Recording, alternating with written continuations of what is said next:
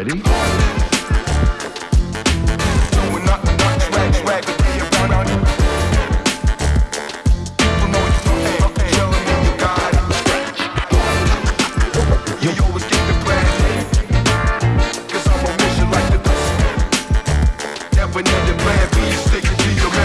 Are you ready?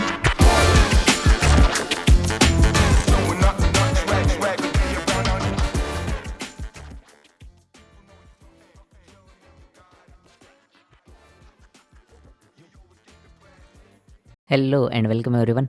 So myself Mohan Kaur Vinole and I am BTech third year student from IIT Dharwad. हमने differential calculus ख़त्म कर दिया था और डिफरेंशियल कैलकुलस के बाद हम लोग शुरू करेंगे इंटीग्रल कैलकुलस। इंटीग्रल कैलकुलस में एक लेक्चर पहले ही आ चुका है इंडेफिनेट इंटीग्रेशन का, तो आपने इससे अगर किसी ने वो लेक्चर नहीं देखा तो पहले जाके इंडेफिनेट इंटीग्रेशन का लेक्चर देख लो, क्योंकि इंडेफिनेट इंटीग्रेशन करोगे तभी डेफिनेट इंटीग्रेशन आएगा। ठीक है, डेफिनेट इंटीग्रेशन का ये थियरी प्लस पीवाईक्यू सेशन है, तो कुछ डाउट्स मैं पहले क्लियर कर देना चाहता हूँ। अब से थियरी और पीवाईक्यू सेशन का अलग अलग वीडियो नहीं आएगा, एक ही वीडियो में थियरी प्लस पीवाईक्यू होगा। तो जिन लोगों को पीवाईक्यू चाहिए सिर्फ, वो लास्ट के 1 घंटे में वीडियो को ले जा सकते हैं। लास्ट के लगभग 1 घंटा 50 मिनट में आपको पीवाईक्यूज़ मिल जाएंगे, बट मैं सजेस्ट करूँगा कि पहले पूरा पूरा थियरी पढ़ लो, थियरी रिवाइज कर लो, फिर पीवाईक्यूज़ पे जाओ। दूसरी चीज़ एक और कि जो टाइम टेबल है उसमें इंडेफिनेट इंटीग्रेशन का लेक्चर 2-3 दिन लेट हो गया। एक्चुअली ये मिस्टेक मेरी तरफ से नहीं हुई थी, टेक्निकल मिस्टेक थी, मैंने रिकॉर्ड करके भेज दिया था और मैं जानता हूँ आपका जो टाइम है अभी कितना इंपॉर्टेंट है, तो सिंसियरली मैं इसके लिए सॉरी कहता हूँ आप लोगों को। ऐसा बाद में फिर नहीं होगा। पूरा का पूरा फॉलो करो शेड्यूल, कोई भी आपको दिक्कत नहीं आएगी। जैसे ही लेक्चर आता है लेक्चर करो। और फिर उसके बाद क्या करना है, हाँ एक और डाउट है स्टूडेंट्स का कि मैथ्स के लिए अब कौन से रिसोर्सेज यूज़ करने हैं। लेक्चर देखने के बाद क्या करना है? लेक्चर देखने के बाद पहली चीज़ तो डिस्क्रिप्शन में जाके लेक्चर के नोट्स डाउनलोड करने हैं, और लेक्चर के नोट्स डाउनलोड कर लेने के बाद नोट्स को पढ़ना है अच्छे से, और फिर आप लोगों को खुद से पीवाईक्यूज़ करने हैं।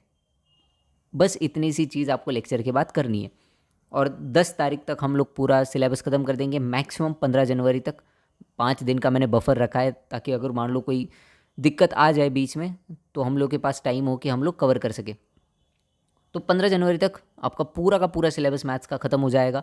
उसके बाद के जो 10 दिन है उन 10 दिनों में आपको मैथ्स के मॉक टेस्ट देने हैं। सिर्फ जाके धाड़ धाड़ धाड़ धाड़ मॉक टेस्ट दो मैथ्स के, और आप लोग देखोगे कि आपकी बहुत ही अच्छी मैथ्स की प्रिपरेशन हो चुकी रहेगी। ऑल्सो एक चीज़ और कर सकते हो, हर एक लेक्चर के बाद तुम लोग फॉर्मूला शीट बना सकते हो, है ना। जैसे इंडेफिनिट इंटीग्रेशन देखो, इतने सारे फॉर्मूलाज थे, तो इतने सारे फॉर्मूलाज ऑब्वियसली याद तो नहीं रहेंगे तो इन फॉर्मूलाज को याद करने के आप लोग एक फॉर्मूला शीट बना सकते हो जिससे आपको सभी के सभी फॉर्मूलेज याद रहे। तो चलो यार, डेफिनेट इंटीग्रेशन की थियरी प्लस पीवाईक्यू सेशन को किक स्टार्ट करते हैं, किक दे के एक। तो पहले तो है डेफिनेट इंटीग्रेशन। तो डेफिनेट इंटीग्रेशन में हम लोग क्या करते हैं, पिछले लेक्चर में हमने इंडेफिनेट इंटीग्रेशन देखा जिसमें कोई लिमिट नहीं होती, एक कांस्टेंट आता है +c, ठीक है। बट डेफिनेट इंटीग्रेशन में हम लोग किसी एक पर्टिकुलर लिमिट के बीच में इंटीग्रेट करेंगे, a से लेके b तक f(x) dx। तो इंटीग्रेट करेंगे, उसमें लिमिट्स लगा देंगे a से लेके b। तो ये चीज़ जो है ये फिजिक्स में हर एक चैप्टर में हम लोग करते ही है। तो मुझे नहीं लगता ये समझाने की चीज़ है कि डेफिनेट इंटीग्रेशन में क्या किया जाता है। अगर ये भी समझाना पड़ रहा है तो फिर तो आईआईटी होगा ही नहीं तुमसे कि डेफिनेट इंटीग्रेशन में क्या करना है। तो चलो एक क्वेश्चन करके दिखाओ मुझे। पहले क्या करो, पहले इसको इंटीग्रेट करो, इंटीग्रेट करने के बाद लिमिट्स पुट करो, यही तो करना है बस। चलो ट्राई करो इस क्वेश्चन को।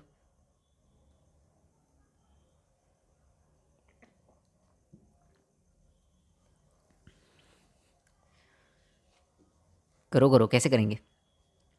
ऑब्वियसली इसमें इंटीग्रेशन बाय पार्ट्स तो नहीं लगेगा है ना। और फिर सब्स्टिट्यूशन एक मेथड है इंटीग्रेशन का। तो कौन सा मेथड लगाएंगे, कैसे इंटीग्रेट करेंगे? कोई स्टैंडर्ड फॉर्म दिख रहा है क्या यहाँ पे? देखो सब कुछ देखो।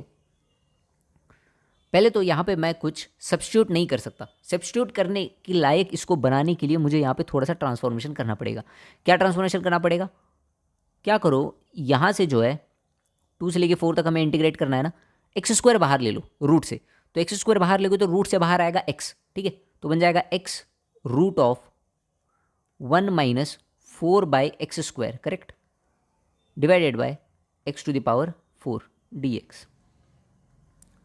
तो ये हो जाएगा इंटीग्रल 2 to 4, x से एक कैंसिल हुआ, रूट ऑफ 1 - 4/x²। एक क्वेश्चन मैं समझाता हूँ, अगले क्वेश्चन से तुम लोग कर देना। रुको, एक क्वेश्चन समझ लो यहाँ पे, बाई x³ dx। हमारा पहला मोटिव है यहाँ पे इंटीग्रेट करना है इसको, ठीक है। ध्यान से समझो, मैं पहले एक क्वेश्चन करके दिखा रहा हूँ, उसके बाद तुम्हें करना है। अब ऑब्वियसली यहाँ पे हम लोग सब्स्टिट्यूशन लगा सकते हैं। कुछ लोगों को दिख गया होगा कि क्या सब्स्टिट्यूट करना है। तो पहले तो मैं यहाँ पे 1 - 4/x² को मान लूँगा कुछ t, ठीक है, या फिर t² भी मान सकते हो क्योंकि रूट है तो t² रूट से बाहर रख के t बन जाएगा, t² कुछ भी मान सकते हो, तो मैंने मान लिया इसको t²। तो यहाँ पे अगर मैं इसको डिफ्रेंशिएट करूँगा तो क्या आएगा बताओ, ये nx⁻n−1 करेक्ट है, तो ये आएगा 8/x³ dx equal to 2t dt, correct है। तो dx/x³ क्या आया, dx/x³ equal to t dt/4, t dt/4। Okay, तो यहाँ पे मैं रख देता हूँ इंटीग्रल 1 - 4/x² को मैंने माना है t², तो बाहर आके बनेगा t इंटू ये t dt/4, तो ये हो जाएगा t², 1/4 को बाहर ले लेता हूँ, t² dt। अब यहाँ पे लिमिट्स जो है, लिमिट्स यहाँ पे चेंज होगी, तुमने वेरिएबल चेंज करा है ना, तो लिमिट्स यहाँ पे चेंज होगी। अब जब x का वैल्यू 2 होगा तब t का वैल्यू क्या होगा मुझे बताओ, जब x का वैल्यू 2 होगा तो t का वैल्यू क्या आएगा, t² इक्वल टू आ जाएगा 0, तो यहाँ पे क्या आ जाएगा 0। अब जब x का वैल्यू 4 होगा तो ये हो जाएगा 1 - 4 / 16, करेक्ट है, तो ये आएगा 16 और 12/16 विच इज़ 3/4, तो t² इक्वल टू 3/4, तो t का वैल्यू क्या आएगा √3/2। तो जब तुम वेरिएबल चेंज कर रहे हो सब्स्टिट्यूट करके जब वेरिएबल चेंज कर रहे हो तो लिमिट्स भी चेंज हो जाती है डेफिनेट इंटीग्रेशन में, ये चीज़ याद रखना। कुछ लोग क्या करते हैं, पूरा का पूरा क्वेश्चन सही कर देंगे, t² dt भी कर देंगे, बट लिमिट्स जो है वो लिमिट्स लगा देंगे 2 से लेके 4 और क्वेश्चन वहीं पे गलत हो जाएगा। और 2 से लेके 4 तक जो तुमने लिमिट्स लगा के आंसर निकाला है ना, वो भी ऑप्शन में होगा, क्योंकि एनटीए वालों को पता है तुम लोग गलती कहाँ पे करोगे, तो वो लोग वो वाला ऑप्शन भी रखेंगे ऑप्शंस में, बट वो गलत हो जाएगा, तो इसलिए ध्यान से करना है। तो क्या होगा आंसर 1/4 इंटू √3/2 पुट करेंगे तो 3/4 -0, so that is equal to 3/16। 3/16 is the correct answer, ठीक है। कहीं पे गलत कर दिया क्या हमने, ओ यार मैं क्या कर रहा हूँ, डायरेक्टली मैं लिमिट्स पुट कर रहा हूँ, सॉरी। देखो इसको इंटीग्रेट तो करना पड़ेगा ना पहले, 1/4 इंटू t³ 3, अरे मैं भी तो t³ करेंगे तो 12 हो जाएगा, तो यहाँ पे आएगा t³ 0 to √3/2। मैं डायरेक्टली पुट कर दिया, मेरे दिमाग में नहीं रहा, अरे यार इंटीग्रेट भी करना है, ठीक है। तो ऐसे मेरे जैसे गलती मत कर देना। 1/12 इंटू √3/2, तो ये हो जाएगा 3√3 डिवाइडेड बाय 2 का क्यूब 8, तो 3 4 12 √3/32, ओके, √3/32। वही मैं सोचूं ये आंसर गलत कैसे हो रहा है, चलो √3/32 is the final answer and it is correct. Next, अब चलते हैं ग्राफिकल अंडरस्टैंडिंग पे कि जो डेफिनेट इंटीग्रेशन होती है उसकी ग्राफिकल अंडरस्टैंडिंग क्या होती है। अब हमें पता है डेरिवेटिव किसी भी फंक्शन का हमें देता है उस पॉइंट पे टेंजेंट का स्लोप। अगर मैं f(x) का डेरिवेटिव फाइंड कर रहा हूँ f'(x), तो मैं फाइंड कर रहा हूँ किसी एक पर्टिकुलर पॉइंट पे टेंजेंट का स्लोप क्या होगा, करेक्ट है। तो इंटीग्रेशन का क्या मीनिंग है फिर, इंटीग्रेशन का मीनिंग ये है ग्राफिकल अंडरस्टैंडिंग इंटीग्रेशन की, कि मान लो फंक्शन का ये ग्राफ है, ये तुम्हारा कोई फंक्शन है f(x), this is x axis, this is y axis, this is origin, और हमारा फंक्शन है ये f(x). So integral f(x) from a to b, x का वैल्यू a से लेके x के वैल्यू b तक इंटीग्रेट करने का मीनिंग है इस ग्राफ का एरिया फाइंड करना। ये जो ग्राफ x एक्सिस के साथ एरिया कवर कर रहा है ना, वो फाइंड करना। So this area is actually equal to area is equal to integral f(x) dx from a to b। तो जब हम इंटीग्रेट करते हैं किसी दो लिमिट्स के बीच में, मतलब हम लोग उस ग्राफ के अंडर जो एरिया है वो एरिया कैलकुलेट कर रहे हैं। आ रहा है समझ में? This is the graphical understanding. पता होता है सबको, फिर भी मैंने सोचा कि बता दूं यार, नहीं तो तुम लोग बोलोगे कि भैया ने ये चीज़ नहीं बताई ये चीज़ छोड़ दी। चलो, प्रॉपर्टीज डेफिनेट इंटीग्रेशन की, जो इस चैप्टर का पूरा बेस है। अब पहले मेरा थोड़ा गीता का ज्ञान सुनो, ठीक है। ये जो गीता का ज्ञान मैं देने वाला हूँ वो इस चैप्टर के लिए वैलिड है। ऑब्वियसली श्री कृष्ण की तरह मैं पूरे ब्रह्मांड का ज्ञान तो नहीं दे सकता बस मैं इस चैप्टर का थोड़ा सा ज्ञान तुम्हें दे सकता हूँ। तो इस चैप्टर की गीता सुनो। इस चैप्टर में सबसे इंपॉर्टेंट है प्रॉपर्टीज़। डेफिनेट इंटीग्रेशन की प्रॉपर्टीज़ लगाते आना चाहिए जिसको प्रॉपर्टीज़ लगाने आ गई वो इस चैप्टर को ऐसे उड़ा देगा, ठीक है। पहली प्रॉपर्टी तो है तुम वेरिएबल को चेंज कर सकते हो, F of x d x या फिर F of t d T, दोनों को इंटीग्रेट करोगे तो दोनों के दोनों सेम आएंगे, ठीक है। यहाँ पे देखो, यहाँ पे मैं x equal to t put कर रहा हूँ नहीं तो कुछ लोग बोलेंगे कि भैया यहाँ पे आपने सब्स्टिट्यूशन में लिमिट्स चेंज करी थी। हाँ, लिमिट्स क्यों चेंज करी थी? लिमिट्स चेंज करी थी क्योंकि यहाँ पे T square equal to 1-4/x² था। मैं यहाँ पे x को t पुट कर रहा हूँ बस। तो वेरिएबल चेंज होने से डेफिनेट इंटीग्रेशन चेंज नहीं होता, वैल्यू सेम रहती है। सेकेंड प्रॉपर्टी, अगर लिमिट्स तुमने इंटरचेंज कर दी तो एक माइनस साइन लग जाएगा, ऑब्वियस सी बात है। Integral f of x d x a से लेके बी तक क्या आता है? तो मान लो इसका इंटीग्रेशन कुछ एफ ऑफ एक्स आता है, कैपिटल एफ ऑफ एक्स, तो ये होगा f of b minus f of a, correct. अगर मैं लिमिट्स चेंज कर दूंगा, बी से लेके ए तक कर दूंगा, तो ये क्या आ जाएगा? ये आ जाएगा f of a minus f of b. तो अगर लिमिट्स इंटरचेंज करोगे ना तो एक माइनस साइन लग जाएगा। लिमिट्स इंटरचेंज करने के बाद क्या लग जाएगा? एक माइनस साइन लग जाएगा। थर्ड प्रॉपर्टी, अगर ए से लेके बी तक मैं इंटीग्रेट कर रहा हूँ फंक्शन को, मतलब मैं क्या कर रहा हूँ? मतलब मैं फंक्शन का एरिया कैलकुलेट कर रहा हूँ ए से लेके बी तक, समझ रहे हो? तो मैं उसको ब्रेक कर सकता हूँ। मैं ए से लेके सी तक एरिया कैलकुलेट करूंगा, फिर सी से लेके बी तक कैलकुलेट करूंगा, कुछ फर्क नहीं पड़ता समझ रहे हो? तो इंटीग्रेशन की ये पहली 3 प्रॉपर्टीज़ है। डेफिनेट इंटीग्रेशन भी और भी प्रॉपर्टीज़ आगे आएंगी, बट पहले बेसिक प्रॉपर्टीज समझ लो। ये 3 जो है वो बेसिक प्रॉपर्टीज़ है। और भी चीज़ें तुम्हें पता होगी, जैसे कि अगर एरिया नीचे है तो वो नेगेटिव आता है, नेगेटिव एरिया, तो वो छोड़ दो, वो तो फिजिक्स की बातें हो गई थोड़ी सी। बट ये 3 बातें समझ में आ गई। चलो क्वेश्चन करते हैं। अभी ये वाला क्वेश्चन करो। इंटीग्रेट करना है तुमको 0 से लेके 3 तक, ट्राई करो। 0 से लेके 3 तक इसका इंटीग्रेशन क्या होगा? तो जैसा कि मैंने कहा कि हम लोग क्या कर सकते हैं, इसको ब्रेक कर सकते हैं 0 से लेके 3 तक ना। अब ये मॉड्यूलस फंक्शन है। मॉड्यूलस फंक्शन का डेफिनेशन कहाँ पे चेंज होता है? वहाँ पे चेंज होता है जहाँ पे वो इक्वल टू 0 होता है। मतलब x इक्वल टू 1 पे इस फंक्शन का डेफिनेशन चेंज होगा, x इक्वल टू 1 से पहले और x इक्वल टू 1 के बाद, ठीक है। तो x इक्वल टू 1 से पहले मतलब 0 से लेके 1 तक मैं इसको पहले इंटीग्रेट करूँगा, और फिर मैं इसको इंटीग्रेट करूँगा 1 से लेके 3 तक। सही बात है। तो 0 से लेके 1 तक x माइनस 1 क्या होगा? नेगेटिव होगा ऑब्वियसली, तो ये 1 माइनस एक्स बन के बाहर आएगा। और फिर 1 से लेके 3 तक ये पॉजिटिव है, तो x माइनस 1 का x माइनस 1 ही बाहर आएगा, dx। और कर दो यार इंटीग्रेट, हो गया क्वेश्चन सॉल्व यहाँ पे। तो ये हो जाएगा integral x minus x square by 2, correct, x minus x square by 2 from 0 to 1 plus ये होगा x square by 2 minus x from 1 to 3। और बस कैलकुलेट कर लो इसको क्या आता है ये। तो पहले तो हम लोग पुट करेंगे इसमें वैल्यू 1, तो 1 वैल्यू पुट करूँगा तो क्या आएगा? 1 माइनस 1/2, करेक्ट, और माइनस 0, फिर प्लस अगर मैं 3 पुट करूँगा तो 9/2 माइनस 3, 9/2 माइनस 3 माइनस 1/2 माइनस 1, और बस इसको सॉल्व कर लेना है। तो ये आएगा 1/2 प्लस 9/2 माइनस 3 दैट इज 3/2, और minus 1 minus minus plus plus 1/2। Final answer will B 5/2। आ गया समझ में प्रॉपर्टीज़ कैसे लगानी है? ठीक है, चलो और एक क्वेश्चन करते हैं। नहीं, प्रॉपर्टी है और एक। तो ये है fourth property and one of the most important property in definite integration. देखो, डेफिनेट इंटीग्रेशन की जितने भी क्वेश्चन एग्जाम में आते हैं उनमें 3 प्रॉपर्टीज़ मेनली यूज़ होती है। एक तो ये प्रॉपर्टी है ऑड इवन फंक्शंस की, यहाँ पे एफ एक्स ऑड या इवन फंक्शन उस पर डिपेंडेंट है ये। सेकेंड प्रॉपर्टी जो यूज़ होती है वो होती है बाहुबली प्रॉपर्टी, मैंने ये एनवी सर से पढ़ा था। तो f of x equal to f of a plus b minus x, वो होती है।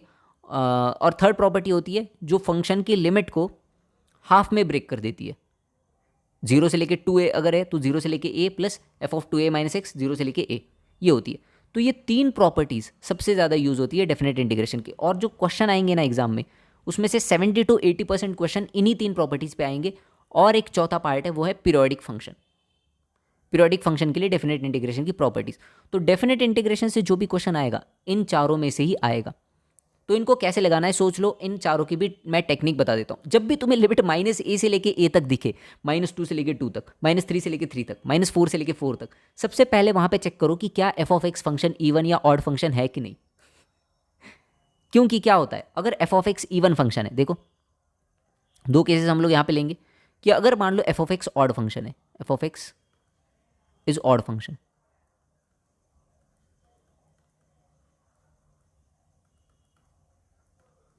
ठीक है, समझो यहां पे एफ ऑफ एक्स अगर ऑड फंक्शन है, मतलब f of minus x equal to minus f of x हो जाएगा। तो जब इस लिमिट को तुम ब्रेक करोगे माइनस ए से लेके 0 तक प्लस 0 से लेके ए तक, तो ये जो एफ ऑफ एक्स है यहाँ पे वो आ जाएगा एफ ऑफ माइनस एक्स, मतलब जितना एरिया ऊपर होगा उतना ही एरिया नीचे आ जाएगा।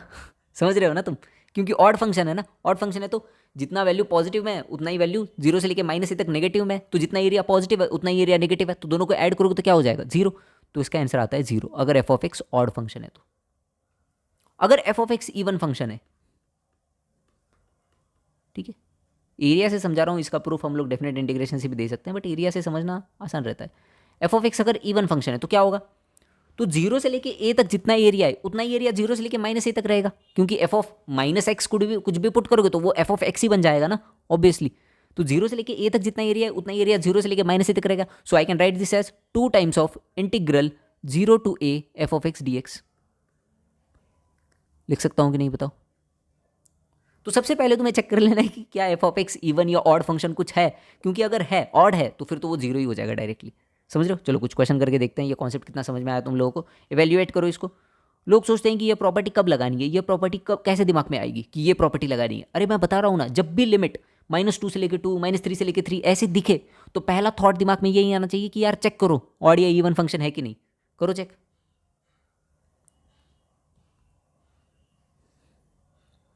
देखो यहाँ पे, तो अगर मैं इसको f of x equal to x cube tan x square को देख रहा हूँ मैं, ठीक है, f of x x cube tan x square, अगर मैं इसे मैं f of minus x put करूंगा तो एफ ऑफ माइनस एक्स क्या आएगा, minus x cube tan x square. तो मुझे क्या दिख रहा है यहाँ पे, मुझे यहाँ पे दिख रहा है कि f of x equal to minus of f of minus x. इसका मतलब क्या है, that implies f of x is odd function. Odd है कि नहीं बताओ, और ऑड चीज़ें तो हमें पसंद ही नहीं है। ऑड फंक्शन है तो इसका इंटीग्रेशन क्या हो जाएगा, equal to 0। That's why integral -1 से लेके 1 x cube tan of x square equal to tan of x square d x equal to 0। ठीक है, ऑड फंक्शन है तो हो गया, फिर काम तमाम, ऑड फंक्शन है तो। चलो नेक्स्ट क्वेश्चन, ये वाला क्वेश्चन ट्राई करो, और ये प्रीवियस ईयर क्वेश्चन है। अरे हाँ, लेक्चर में भी मैंने जितने क्वेश्चन ऐड करे हैं ना, वो सारे के सारे क्वेश्चन, सारे के सारे तो नहीं, कुछ क्वेश्चन मैंने, देखो सारे के सारे नहीं, क्यों सुनो, सारे के सारे क्यों नहीं है, क्योंकि भाई जब भी कॉन्सेप्ट पढ़ते हो तो एक दो क्वेश्चन ऐसे होते हैं जो कॉन्सेप्ट को बिल्ड करने के लिए रखने पड़ते हैं अंदर।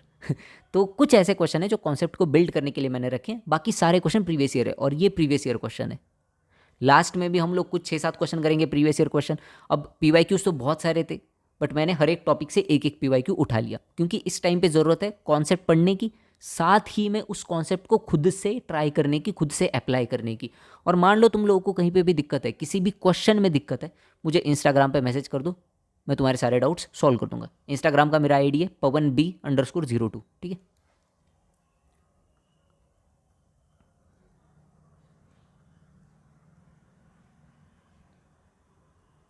तो इंस्टाग्राम पे मुझे मैसेज करो, मैं तुम्हारे सारे डाउट्स क्लियर कर दूंगा। अच्छा, कुछ भी डाउट नहीं रख रहा है मन में, अगर कुछ भी हो, कोई भी डाउट हो, मुझे मैसेज करके पूछ लो, ठीक है।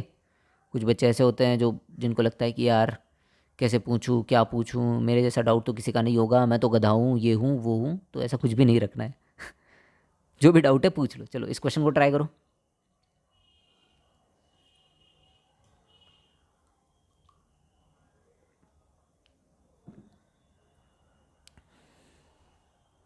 हाँ कर लिया ट्राई, देखो इधर। अब पहले तो मैं इसको अलग अलग लिख सकता हूँ ना, मैं इसको लिख सकता हूँ -1/2 से लेके 1/2 greatest integer function of x d x plus greatest integer function, नहीं, -1/2 से लेके 1/2 ln of 1 + x divided by 1 minus x d x. ऐसे मैं इसको लिख सकता हूँ। अब ऐसे इसको लिखने के बाद देखो इधर इस वाले फंक्शन को ऑब्जर्व करो। इस वाले फंक्शन को ऑब्जर्व करो। चलो अगले पेज पे दिखा देता हूँ इस वाले फंक्शन को। कौन से पेज पे दिखाऊँ? इस वाले पेज पे दिखाता हूँ। चलो, तो ये जो फंक्शन है f of x equal to ln of, check करते हैं कि ये ऑड है या फिर इवन फंक्शन है, 1 plus x by 1 minus x.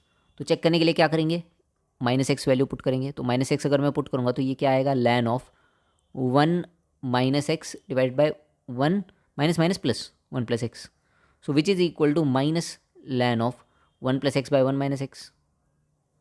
Correct है। So which is equal to minus f of x. तो इसका मीनिंग क्या है? इसका मीनिंग है कि ये जो है ये ऑड फंक्शन है। कैसा फंक्शन है ये? ऑड फंक्शन है। तो अगर ये ऑड फंक्शन है तो यार ये तो हो गया ज़ीरो पूरा का पूरा। अब हमें कैलकुलेट क्या करना है? अब हमें बस कैलकुलेट करना है -1/2 से लेके 1/2 integral -1/2 to 1/2 greatest integer function of x d x. बस ये कैलकुलेट करना है। और अभी क्या करना पड़ेगा इसमें, इसको सॉल्व करने के लिए? अब हमें पता है जो greatest integer function of x होता है वो कहाँ पे वैल्यू चेंज करता है अपनी, इंटीजर्स पे। तो इसको हमें ब्रेक करना पड़ेगा ऑब्वियसली। एक तो हम लोग ब्रेक करेंगे -1/2 से लेके 2 तक, -1/2 से लेके 0 तक,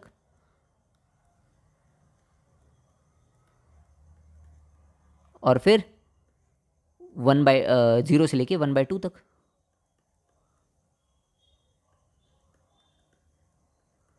ओके, अब -1/2 से लेके 0 तक जो ग्रेटेस्ट इंटीजर फंक्शन आता है वो क्या आता है, -1 आता है। -1/2 से लेके 0 तक जितने भी नंबर्स हैं उनका GIF क्या आएगा, -1। तो ये हो जाएगा -1/2 से लेके 0 -1 dx, और प्लस ये हो जाएगा 0, क्योंकि 0 से लेके 1/2 तक फंक्शन का ग्रेटेस्ट इंटीजर फंक्शन क्या आता है, 0। तो ऊपर ही लिख देता हूँ, नीचे लिखने की क्या ज़रूरत है। तो यहीं पे लिख देता हूँ, ये आएगा -1 यहाँ पे, और ये आएगा 0। 0 है तो ये तो कट गया भाई, ठीक है, 0। तो बचा हुआ अपना आंसर लिख लेते हैं। आंसर क्या होगा, -x कहाँ से लेके कहाँ तक, -1/2 से लेके 0 तक, which is equal to -1/2 minus minus plus, तो एंड फाइनल आंसर इज 1/2। ओ नहीं, 0 -1/2 ना, तो ये +1/2 आएगा, और फिर बाहर माइनस है तो -1/2। ठीक है, आ गया सबको समझ में? लिमिट देख के ही मैं समझ गया था। लिमिट -1/2 से लेके 1/2 मतलब अरे भाई यहाँ पे इवन ऑड फंक्शन आने वाला है। ठीक है, एंट्री भाई की होनी चाहिए। भाई आने वाले हैं। चलो, प्रॉपर्टीज ऑफ डेफिनेट इंटीग्रेशन में नेक्स्ट प्रॉपर्टी, तो इवन ऑड फंक्शन की जो प्रॉपर्टी है उसके बाद ये इंपॉर्टेंट प्रॉपर्टी है बहुत ही ज़्यादा, और ये प्रॉपर्टी बहुत जगह पे यूज़ होती है, बहुत सारे क्वेश्चंस पे। मान लो तुम्हें इंटीग्रेट करना है ए से लेके बी तक f of x d x, और तुम्हें कुछ भी क्लू नहीं मिल रहा है, ठीक है, तो integral a to b f of x d x equal होता है integral a to b f of a plus b minus x d x. ये दोनों कैसे होते हैं? ये दोनों इक्वल होते हैं। इसका प्रूफ भी मैं दे सकता हूँ, प्रूफ बहुत ही ईजी है यार। क्या है, एक्स की जगह पे a plus b minus x substitute कर दो, या फिर टी कर दो, एक्स की जगह पे सब्स्टिट्यूट कर दो। इसका प्रूफ दे देता हूँ, रुको, ताकि स्टूडेंट्स को ये ना लगे कि ये कहाँ से आ गया अचानक से प्रॉपर्टी। बट इसका जब यूज़ देखोगे ना तब तुम्हें देखेगा कि यार बहुत ही सही है यार ये तो। देखो प्रूफ देखो इधर, तो एक्स की जगह पे मैं पुट कर सकता हूँ a plus b minus t something. Okay, तो d x by d t क्या हो जाएगा, डी एक्स क्या हो जाएगा, डी एक्स हो जाएगा माइनस डी टी। तो ये जो अपना इंटीग्रल है वो कन्वर्ट हो जाएगा f of a plus b minus t d t. अब लिमिट्स रखने के लिए जब एक्स का वैल्यू ए होगा तब ये आएगा बी, अच्छा माइनस डी टी ना। अब ये देखो, एक्स का वैल्यू जब ए होगा, लिमिट्स भी चेंज करनी पड़ती है ना, तो एक्स का वैल्यू जब ए होगा तब ये आएगा बी, और जब एक्स का वैल्यू बी होगा, एक्स का वैल्यू बी पुट करो तब टी का वैल्यू क्या आएगा, ए। ओके, तो ये माइनस साइन आ गया बाहर, और हमें पता है माइनस साइन क्या करता है, लिमिट्स को इंटरचेंज कर देता है। तो ये हो जाएगा इंटीग्रल, लिमिट्स इंटरचेंज हो जाएगी, फिर से ए से लेके बी तक f of a plus b minus t d t. और वेरिएबल तो हम लोग चेंज कर ही सकते हैं, टी की जगह पे एक्स रख ही सकते हैं। तो ये हो जाएगा integral f of a plus b minus x d x, a to b. So this is the proof. बहुत ही चिंदी सा प्रूफ है मुझे पता है, बट ये प्रॉपर्टी लगाने से क्वेश्चन कितने ज़्यादा आसान हो जाते हैं ये हम लोग देखते हैं। देखो अभी एक क्वेश्चन मैं करके दिखा रहा हूँ, पहले देखो क्वेश्चन इसके कैसे होते हैं, और हर एक क्वेश्चन में ये पैटर्न फॉलो होता है। तो ये जो पैटर्न है ना इसके क्वेश्चन सॉल्व करने का, वो ध्यान से सीख लो, सारे क्वेश्चन हो जाएंगे, ठीक है, सारे दुख मिट जाएंगे तुम्हारे, बोलो जय हनुमान। चलो देखो इस क्वेश्चन को कैसे यूज़ करते हैं इस प्रॉपर्टी को। तो पहले तो मेरे पास एक इंटीग्रल है जो मुझे कैलकुलेट करना है, और मुझे कोई आइडिया नहीं है इसको कैसे कैलकुलेट करना है। तो पहले तो मैं इसको मान लूँगा आई, ठीक है, I equal to integral 50 to 100 ln x divided by ln x plus ln 150 minus x dx, ठीक है। अब मैं यहाँ पे लगाऊंगा अपनी प्रॉपर्टी। अपनी प्रॉपर्टी क्या कहती है, देखो integral a to b f of x equal to integral a to b f of a plus b minus x d x. तो लिमिट तो यहाँ पे चेंज नहीं होगी, 50 to 100 ही रहेगी। चेंज होगा, एक्स की जगह पे आ जाएगा a plus b minus x, x की जगह पे क्या आएगा a plus b minus x, that is 50 + 100 a plus b 150 minus x. तो एक्स की जगह पे हमें पुट करना है 150 माइनस एक्स। तो ये क्या होगा, ये होगा ln 150 minus x divided by ln 150 minus x, x की जगह पे 150 माइनस एक्स, और यहाँ पे अगर एक्स की जगह पे 150 माइनस एक्स पुट करोगे तो 150 150 कैंसिल हो जाएगा, ये आ जाएगा ln x और dx। क्लियर है, दोनों दोनों को ऐड करो, अभी ये हर बार होता है। अब दोनों को ऐड करो, हर बार करना भी होता है ऐड। 2i इक्वल टू आएगा इंटीग्रल, और तुम्हारा इंटीग्रल बहुत ज़्यादा सिंप्लीफाई हो जाएगा इससे।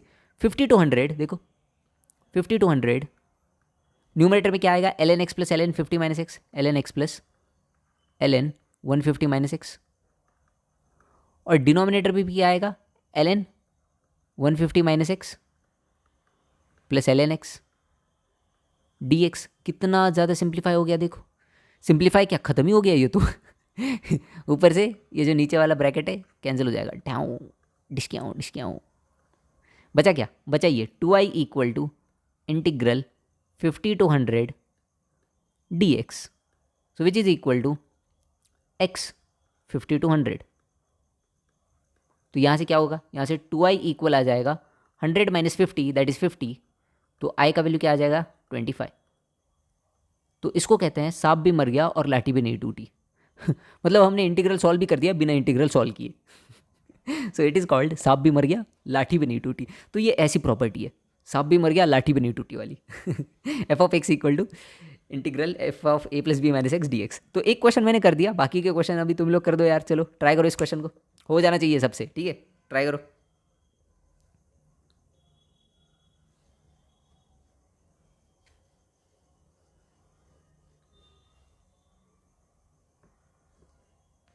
ट्राई करो, कितना प्यारा है मैथमेटिक्स, देखो प्यार बरसता है मैथमेटिक्स से एकदम। देखा एक ख्वाब तो ये सिलसिले हुए, दूर तक निगाह में गुल खिले हुए, फूल भी हो दरमियाँ तो फासले हुए, देखा एक ख्वाब तो ये सिलसिले हुए। चलो सॉल्व कर दिया, कुछ नहीं, प्रॉपर्टी लगानी है बस। आंसर आंसर आंसर अब मैं बता रहा हूँ, यहाँ पे ध्यान दो अभी। तो इस इंटीग्रल को मैं मान लेता हूँ I, that is equal to integral 0 से लेके π/2 sine cube x divided by sine x plus cos x और डी एक्स, ठीक है। अब मैं क्या करूँगा, एक्स की जगह पे पुट करूँगा a plus b minus x, that is π/2 minus x. तो एक्स की जगह पे अगर मैं पुट करूँगा π/2 माइनस एक्स, तो ये हो जाएगा इंटीग्रल 0 से लेके π/2 sine of π/2 minus x cos x, तो this will be cos cube x divided by, नीचे आएगा sine of π/2 minus x cos x और cos of π/2 minus x sine x. दिख गया होगा अब तो सबको, क्या करना है, ऐड करना है, ऑब्वियसली यही करते हैं हम लोग हर बार। तो 2i इक्वल टू इंटीग्रल 0 से लेके π/2, दोनों के दोनों ऐड हो जाएंगे, तो ऊपर आएगा sine cube x plus cos cube x. तो उसको मैं लिख सकता हूँ sine x plus cos x into sine square x plus cos square x, that is 1 minus sine x cos x. A cube plus b cube की property लगा दी और कुछ नहीं किया है रे, divided by sine x plus cos x d x. तो ये और ये कैंसिल हो गया, देखो। सो 2i इक्वल टू इंटीग्रल 0 से लेके π/2 क्या आ रहा है, 1 minus sine x cos x. अब इसको कैसे सॉल्व करें, अरे रे रे रे, कहाँ जा रहे हो यार, पीछे आ जाओ। हाँ यहाँ पे, ठीक है, पता नहीं ये आगे कैसे चला गया एकदम इतना। ओके, तो 2i इक्वल टू, अब हमारे पास बचा है 1 minus sine x cos x. अब इसको कैसे सॉल्व करें, चलो इसको अलग अलग करके भी सॉल्व कर सकते हैं, बिल्कुल सही बात है, अलग अलग कर दो। तो इंटीग्रल 0 to π/2 1 dx, और फिर minus integral 0 to π/2 sine x cos x dx। ठीक है, तो ये तो सॉल्व हो जाएगा, ये तो π/2 आएगा obviously, 2i equal to π/2। But ये वाला इंटीग्रल अभी सॉल्व करने का चैलेंज है अपने सामने। इसको कैसे सॉल्व करेंगे, देखो कुछ दिमाग में आ रहा है क्या किसी के, ट्राई करो। यही तो होता है सोचना यार, थिंकिंग पावर बढ़ाओ खुद की, बहुत ईजी है ये। Integral sign x cos x, और ये भी कर सकते हो, इसमें सब्स्टिट्यूशन कर सकते हो, है ना। साइन एक्स को टी मान लो, तो कॉस एक्स डी एक्स क्या हो जाएगा, डी टी। साइन एक्स को टी मान लिया तो कॉस एक्स डी एक्स क्या हो जाएगा, डी टी। तो सब्स्टिट्यूशन भी कर सकते हो, बिल्कुल सही है सब्स्टिट्यूशन, जिसने जिसने सोचा। और एक तरीका है उससे भी कर सकते हो, देखो और एक तरीका क्या है, integral 0 to π/2 sine x into cos x d x. Okay, अब देखो ध्यान रखना, जब भी तुम सब्स्टिट्यूशन कर रहे हो ना, जैसे मैंने अभी कहा कि तुम साइन एक्स को टी मान सकते हो, तो कॉस एक्स डी एक्स क्या हो जाएगा, डी टी।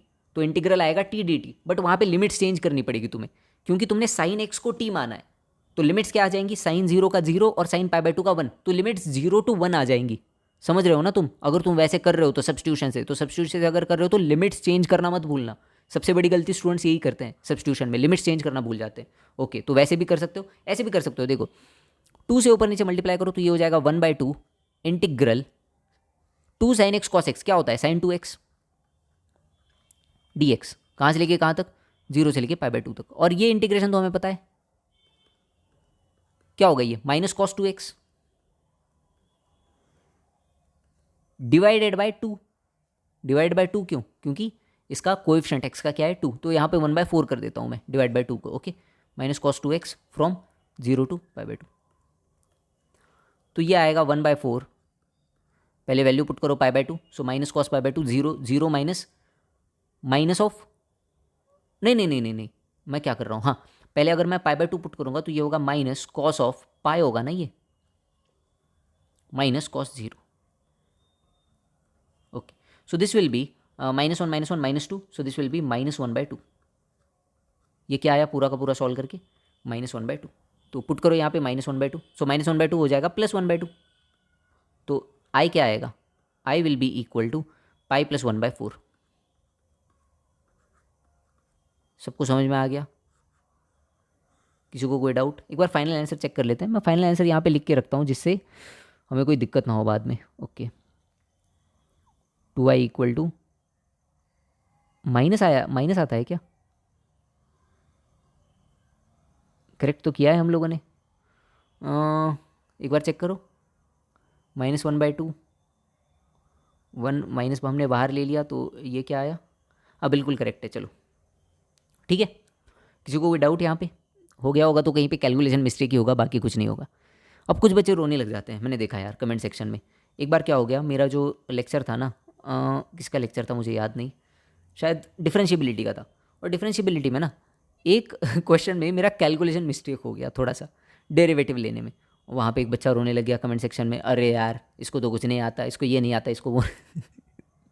मैं तुमसे पूछना चाहता हूँ कि क्या कैलकुलेशन में कहीं पे छोटा सा मिस्टेक हो गया, मान लो कभी, ये मैटर करता है या फिर ये मैटर करता है कि तुम अप्रोच सीखो, क्या मैटर क्या करता है, मैटर यही करता है ना कि अप्रोच सीखो। भाई हो जाता है कैलकुलेशन मिस्टेक, मैं भी इंसान ही हूँ, ठीक है। तो कभी ना कभी हो जाता है, तो समझा करो इस बात को। चलो आगे करो, सॉल्व करो। देख लेता हूँ फिर पिछले क्वेश्चन में 1/2 ले लिया तो 2, ठीक है, sine 2x minus cos 2x correct है, बाई 2, करेक्ट तो लग रहा है। चलो ये क्वेश्चन करो।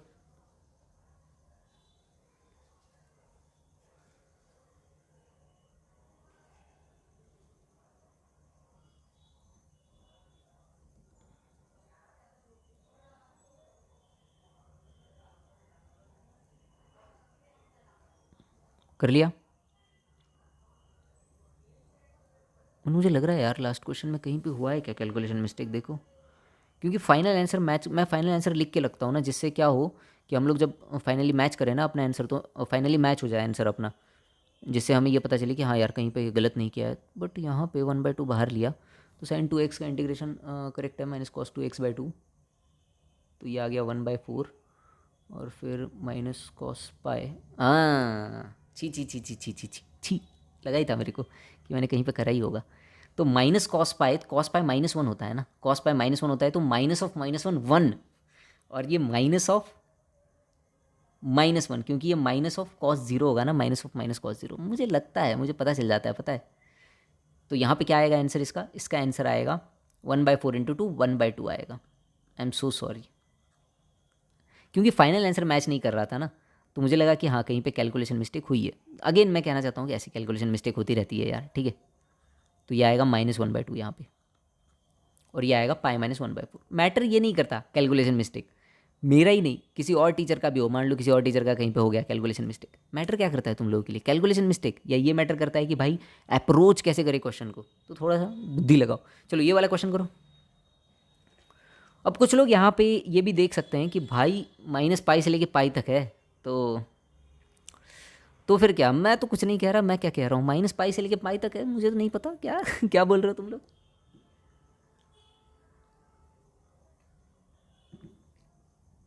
करो ट्राई क्वेश्चन को। तो चेक करेंगे ऑब्वियसली पहले इवन फंक्शन है या ऑड फंक्शन है, और -पाई से लेके पाई दिख गया ना, -x के लेके x दिख गया, first thing you have to do is to check whether the function is even function और ऑड फंक्शन। तो यहाँ पे चेक कर लेते हैं, चलो फंक्शन इवन है कि ऑड। तो मेरा फंक्शन है f(x) = cos²x divided by 1 + a⁻x। तो मैं यहाँ पे पुट करूँगा -x, तो f(-x), तो f(-x) क्या हो जाएगा बताओ, f(-x) क्या होगा? तो f(-x) will be cos² x divided by 1 + a⁻−x। तो ये आएगा 1 + 1 divided by a⁻x। Okay, so which will be equal to a⁻x into cos² x divided by a⁻x + 1। लग तो नहीं रहा कुछ यहाँ पे इवन या ऑड फंक्शन, है ना? इवन या ऑड फंक्शन तो कहीं पे लग नहीं रहा मुझे, तो इसको छोड़ देते हैं इवन या ऑड फंक्शन को। इस प्रॉपर्टी से तो नहीं हो रहा, इवन ऑड फंक्शन वाली प्रॉपर्टी से। तो एक काम कर देते हैं, अभी डायरेक्टली अपनी मेन प्रॉपर्टी लगा देते हैं।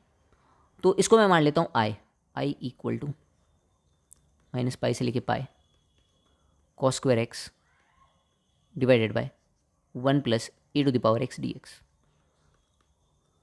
तो इसमें अभी चेंज करके क्या कर देंगे, आई को हम लोग कर देंगे पाई + पाई -x। तो x की जगह पे हमको पुट करना है -x, करेक्ट?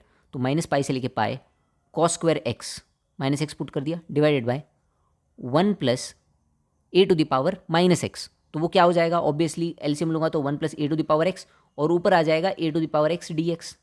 करेक्ट है कि नहीं बताओ तुम लोग मुझे? करेक्ट कर रहा हूँ मैं, बिल्कुल सही। तो दोनों को ऐड कर दूँ, यही तो करते हैं हम लोग। 2i इक्वल टू इंटीग्रल, दोनों को ऐड कर दिया, तो ऊपर अगर मैंने cos² x कॉमन ले लिया तो ब्रैकेट में आएगा 1 + a⁻x divided by 1 + a⁻x dx। Cancel हो गए ये दोनों, so that will be equal to integral cos² x dx। ये कहाँ से कहाँ तक था, -पाई से लेके पाई तक था, तो ये भी कहाँ से कहाँ तक हुआ, -पाई से लेके पाई तक, 2i की वैल्यू। अब ध्यान से देखो, अब क्या cos² x इवन या ऑड फंक्शन है? अरे ये तो बिल्कुल है इवन या ऑड फंक्शन, क्यों नहीं है भाई? cos² x is an even function, क्योंकि -x पुट करोगे तो फिर भी cos² x आएगा। तो मतलब मैं इसको लिख सकता हूँ 2i इक्वल टू, अब ये इवन फंक्शन है तो I can write it as 2 times of 0 to pi cos² x dx। लिख सकता हूँ कि नहीं? तो इवन दो हमने पहले चेक करा, देखो यही मैं तुमको सिखाना चाहता हूँ अप्रोच, कि पहले मैंने कैसे अप्रोच किया इस क्वेश्चन को, कि भाई मुझे -पाई से लेके पाई तक दिख रहा है, तो मैंने पहले चेक किया कि इवन या ऑड फंक्शन है कि नहीं, तो मुझे दिखा कि नहीं वैसा कुछ नहीं है, इवन ऑड फंक्शन कुछ नहीं है। तो फिर मैंने दूसरे तरीके से अप्रोच किया। तो ऐसे ही तुमको एग्जाम में अप्रोच करना है, ठीक है? अब देखो, अब ये बन गया इवन फंक्शन, तो 2i equal to 2 times of 0 to pi cos² x, तो 2 से 2 कैंसिल, i इक्वल टू क्या आएगा, integral 0 to pi cos² x dx। अच्छा, अब cos² x का डायरेक्टली इंटीग्रेशन कुछ नहीं होता, कॉस स्क्वायर एक्स का डायरेक्टली इंटीग्रेशन का फॉर्मूला कुछ नहीं होता, तो उसको हमें कन्वर्ट करना पड़ेगा, और उसका कन्वर्जन बहुत ज़्यादा ईजी है। किस में कन्वर्ट करेंगे? ऑब्वियसली कॉस टू एक्स में करेंगे, क्योंकि कॉस टू एक्स का इंटीग्रेशन हमें पता है। कॉस टू एक्स क्या होता है? 2 कॉस स्क्वायर एक्स माइनस 1। तो यहाँ से कॉस स्क्वायर एक्स क्या आएगा? 1 plus cos two x divided by 2।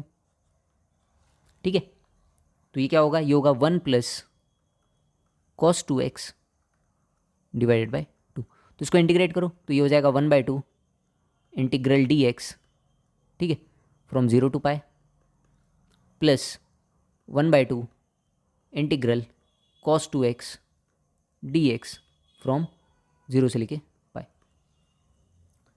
कर दो कर दो कर दो जल्दी, चलो मेरी चीतो, ले पंगा ले पंगा अभी जल्दी से। तो 1/2 इंटू ये तो आएगा pi obviously, plus cos two x. Cos two x का इंटीग्रेशन क्या होता है? Sine two x by 2 from 0 to pi. बस इंटीग्रेशन में थोड़ा सा ध्यान रखना पड़ता है कि कहीं पे गलत ना हो जाए अपना। तो ये आ जाएगा 1/2 इंटू पाई प्लस, अब डायरेक्टली लिख रहा हूँ, साइन 2 पाई, साइन 2 पाई 0 और साइन 0 दैट इज 0, तो पाई/2 डायरेक्टली पाई/2, ठीक है, पाई/2।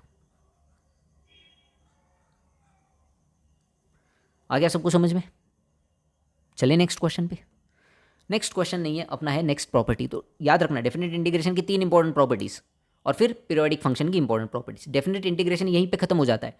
ये तीन इंपॉर्टेंट प्रॉपर्टीज। पहली प्रॉपर्टी -a से लेके a तक वाली, जिसमें तुम्हें चेक करना पड़ता है इवन या ऑड है। सेकेंड इंपॉर्टेंट प्रॉपर्टी ये वाली, सांप भी मर जाए लाठी भी ना टूटे वाली प्रॉपर्टी जिसमें a to b f of x d x equal to क्या होगा? a to b f of a plus b minus x d x, ठीक है, दोनों को ऐड करना पड़ता है फिर। और थर्ड प्रॉपर्टी जो है वो है ये वाली, 0 to 2a integral f of x d x equal to 0 to a f of x d x plus 0 to a f of 2a minus x d x. Obviously इसका भी हम लोग प्रूफ दे सकते हैं। प्रूफ बहुत ईजी है, पहले 0 से लेके a तक f of x d x लिख लो, फिर a से लेके 2a तक f of x d x लिख लो, ठीक है। तो ये वाला पार्ट तो बन गया अभी। अब दूसरा पार्ट क्या आ गया हमारे पास? a से लेके 2a F of x d x, ये बच गया ना नेक्स्ट वाला पार्ट, है ना ये पूरा। तो अभी क्या करो, अभी इसमें x की जगह पे रख दो 2a माइनस एक्स, तो 2a माइनस टी समथिंग, तो dx की जगह पे माइनस डी टी आ जाएगा, लिमिट चेंज होके बन जाएगी 0 to a सब कुछ वैसा का वैसे आ जाएगा। तो ऐसे इसका प्रूफ है। मैं सजेस्ट करूंगा कि इसका प्रूफ तुम लोग करो यार, ठीक है, ट्राई करो इसका प्रूफ एक बार। तो ये प्रॉपर्टी है जो लिमिट को क्या करती है? आधा कर देती है। सॉरी, हाँ, लिमिट को क्या कर देती है? आधा कर देती है। 0 से लेकर 2a तक था, 0 से लेके a, फिर 0 से लेके a। कब लगानी है कौन सी प्रॉपर्टी? बहुत बड़ा क्वेश्चन स्टूडेंट्स के सामने। सर कौन सी प्रॉपर्टी कब लगानी है, समझ नहीं आ रहा। -a से लेके a तक लिमिट दिया है, इवन ऑड फंक्शन वाली प्रॉपर्टी। दूसरा कुछ लिमिट दिया है, सेकंड वाली प्रॉपर्टी। अगर 0 से लेके 2a तक लिमिट दिया है, 0 से अगर लिमिट स्टार्ट हो रहा है 0 से, तो ये वाली प्रॉपर्टी जो हाफ कर देती है, आधा कर देती है। चलो क्वेश्चन करते हैं इस पर, ट्राई करो ये वाला क्वेश्चन। और ये प्रीवियस ईयर क्वेश्चन है, ऑब्वियसली तुम्हें क्वेश्चन में ही दिख रहा है क्या करना है, फिर भी कर दो। चलो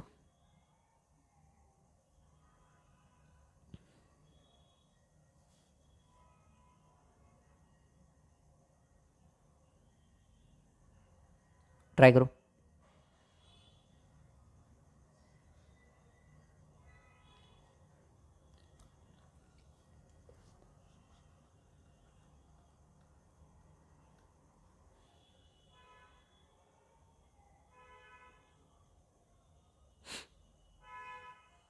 देखो इधर, मुझे ये इंटीग्रल फाइंड करना है 0 से लेके पाए x into f of sine x d x.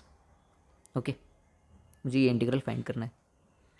अब यहाँ पे अगर थोड़ा सा दिमाग लगाओगे तो ये क्वेश्चन और ज़्यादा सिंप्लीफाई हो जाएगा। अगर यहाँ पे मैं अपनी सेकंड वाली प्रॉपर्टी लगाऊंगा जो हमने पढ़ी थी, x को मैं पुट करूँगा a plus b minus x, तो ये हो जाएगा i इक्वल टू इंटीग्रल 0 से लेके पाए, x की जगह पे रखना पड़ेगा पाई माइनस एक्स, और ये हो जाएगा f of sine of pi minus x is sine x only d x, ठीक है। वैसे भी मैं डायरेक्टली लगा सकता था हाफ करने वाली प्रॉपर्टी, बट मैंने पहले ये वाली प्रॉपर्टी लगाई। क्यों? क्योंकि क्वेश्चन इससे सिंप्लीफाई हो रहा है। देखो कैसे, अगर मैं इन दोनों को ऐड करूँ तो क्या आएगा, 2i equal to x into f of sine x और x into f of sine x cancel out हो गए, integral 0 to pi pi f of sine x d x. Okay, तो यहाँ से आई क्या आया, हमारा आई आया pi by 2 integral 0 to pi f of sine x d x. ठीक है, तो अब हमें ये इंटीग्रल फाइंड करना है। चलो इसके आगे ट्राई करो, खुद से एक बार ट्राई करो रे। नहीं करोगे खुद से ट्राई तो क्या होगा, फिर कुछ नहीं होगा, और क्या होगा। अब लिमिट आधी करनी है तो वो लगा देते हैं property I equal to pi by 2 integral f of x d x 0 से लेके 2a क्या होता है, equal to integral f of x d x 0 से लेके a, so integral f of sine x d x from 0 to pi by 2, है ना, limit आधी हो गई, plus integral 0 to pi by 2 f of 2a minus x, that is f of pi minus x only, so f of sine of pi minus x is f of sine x, so f of sine x d x, correct. तो ये हो जाएगा equal to, देखो pi by 2 into 2 times of, तो 2 time 2 से 2 cancel हो गया, pi into integral 0 to pi by 2 f of sine x d x. और हमें क्वेश्चन में क्या पूछा था, यही तो इस फॉर्म में ला दिया ना हमने। अब देखो नहीं दिख रहा क्या इसी फॉर्म में, तो हमें क्या बताना था, ए का वैल्यू बताना था, ए का वैल्यू क्या होगा, pi, that implies a equal to pi.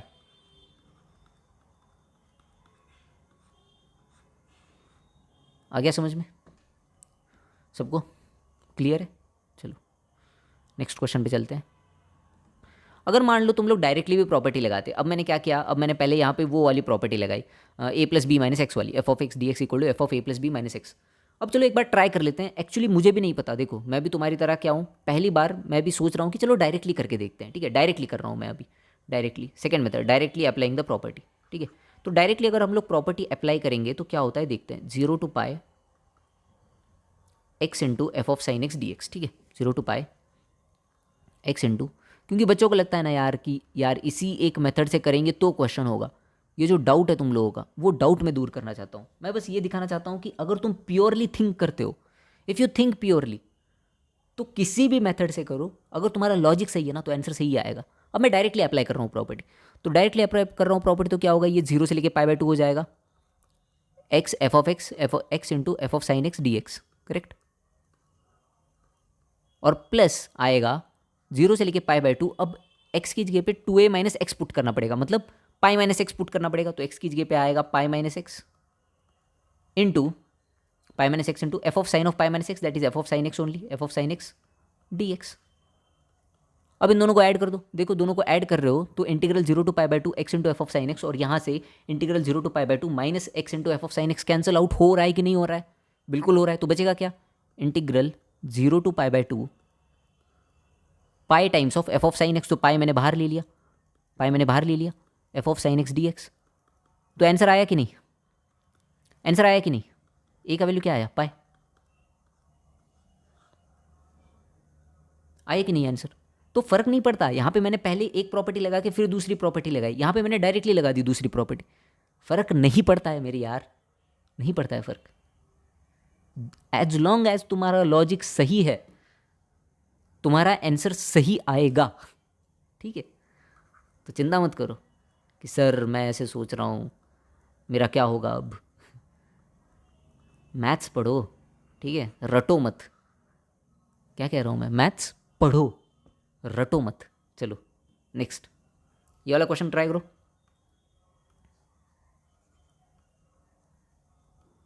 Try करो क्या आएगा इस क्वेश्चन का आंसर। पॉज करके पूरा का पूरा फुल ट्राई किया करो, ठीक है।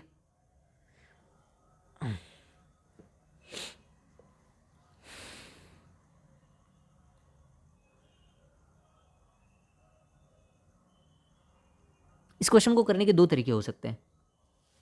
पहला तरीका तो मुझे पता है जो मॉड का फंक्शन है वो नेगेटिव के लिए अलग होता है और पॉजिटिव के लिए अलग होता है, तो मैं एक इंटरवल ब्रेक कर दूंगा 0 से लेके पाई बाई 2, जहाँ पे कॉस एक्स का कॉस एक्स ही रहेगा, तो वो आ जाएगा कॉस क्यूब एक्स। तो एक आएगा तुम्हारा 0 से लेके π/2 cos cube x d x plus π/2 से लेके pi minus cos cube x d x, और फिर दोनों को सॉल्व कर लो। देखो एक मेथड तो मैंने ही बता दिया यहाँ पे, बिना प्रॉपर्टी यूज़ करे, प्रॉपर्टी यूज़ करके भी आंसर आ जाएगा। तो मैंने कहा ना, एज लॉन्ग एज तुम्हारा लॉजिक करेक्ट है तुम्हारा आंसर सही आएगा। तो दोनों में से किसी भी मेथड से कर लो, तुम्हारी मर्जी। चलो ट्राई करो।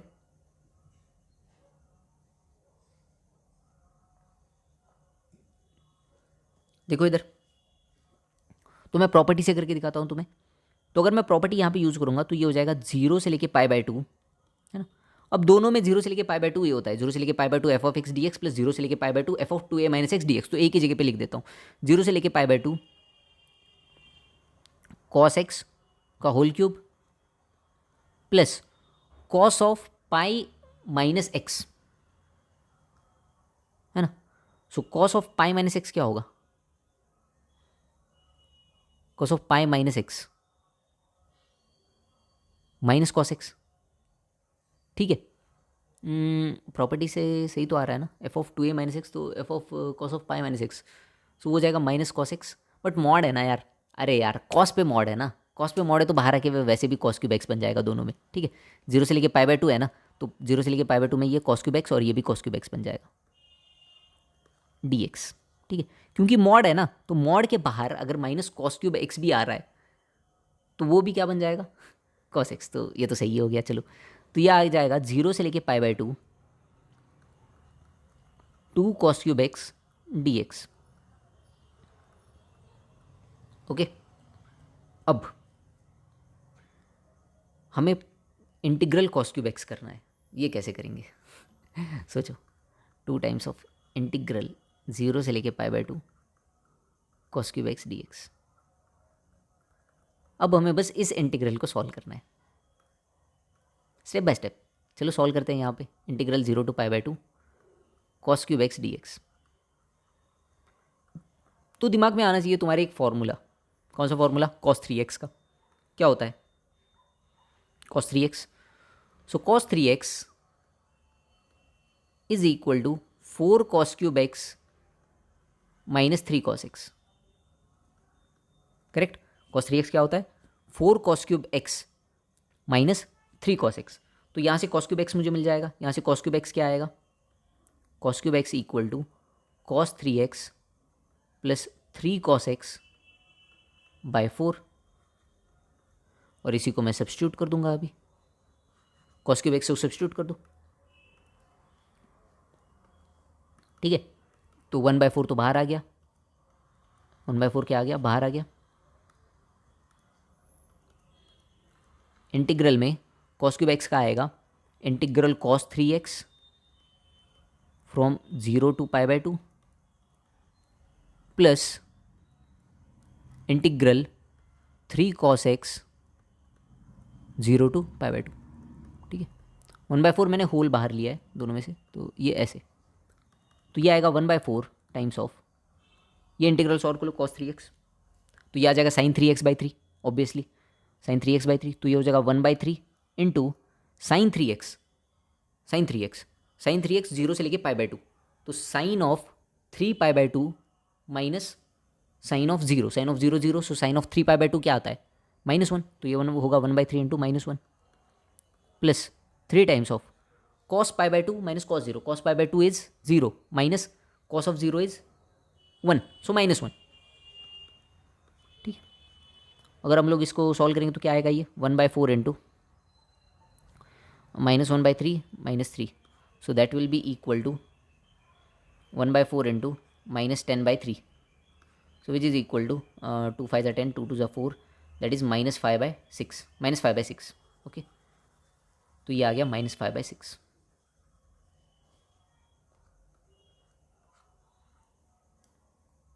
तो बस पुट कर दो इसमें,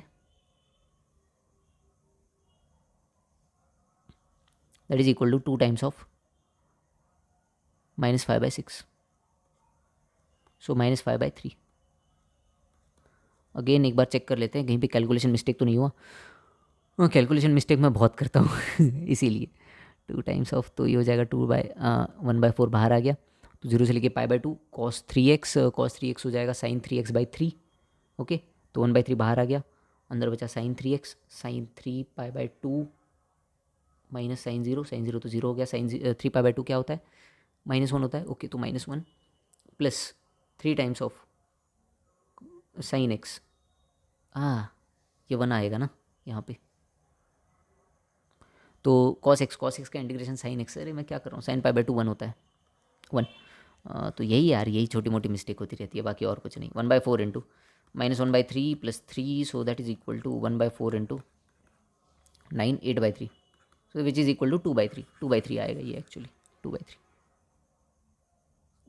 बस कैलकुलेशन मिस्टेक छोटी सी होती रहती है, वो भी क्योंकि पढ़ा रहा हूँ ना मैं, तो पढ़ा रहा हूँ तो ध्यान इस पर रहता है कि कैसे मैं तुम्हें अप्रोच सिखाऊँ, उस पर ध्यान रहता है, उस वजह से ना कैलकुलेशन पे ना थोड़ा सा मिस्टेक हो जाता है। चलो 4/3 इज़ द करेक्ट आंसर। समझ में आया हमने कैसे किया? किसी को दिक्कत नहीं है? बम बम बोले, आगे चल जाए फिर तो। इंपॉर्टेंट रिजल्ट है ये एक, ठीक है। इस रिजल्ट का यूज़ हम लोग डायरेक्टली कहीं पे अगर दिख जाए क्वेश्चन तो उसमें करते हैं। 0 to π/2 ln sin x dx equal to 0 to π/2 ln cos x dx equal to 0 to π/2 ln sin 2x dx equal to -π/2 ln 2। ये रिजल्ट है, इंपॉर्टेंट रिजल्ट है, दिमाग में होना चाहिए, ठीक है। चलो नेक्स्ट जो प्रॉपर्टीज़ है डेफिनेट इंटीग्रेशन की, वो है पीरियोडिक फंक्शन की प्रॉपर्टीज़। पीरियोडिक फंक्शन की प्रॉपर्टीज़, और पीरियोडिक फंक्शन की प्रॉपर्टीज़ कहाँ पे लगानी है ये देखना बहुत ही ज़्यादा आसान है। जहाँ पे भी फंक्शन पीरियोडिक दिखेगा वहाँ पे पीरियोडिक फंक्शन की प्रॉपर्टीज़ लगा देंगे। देखो अभी पीरियोडिक फंक्शन की प्रॉपर्टीज़ कैसे होती है। इनकी प्रॉपर्टीज़ मैं समझाऊंगा तुमको ग्राफ से, ठीक है, ग्राफ से ड्रॉ करके।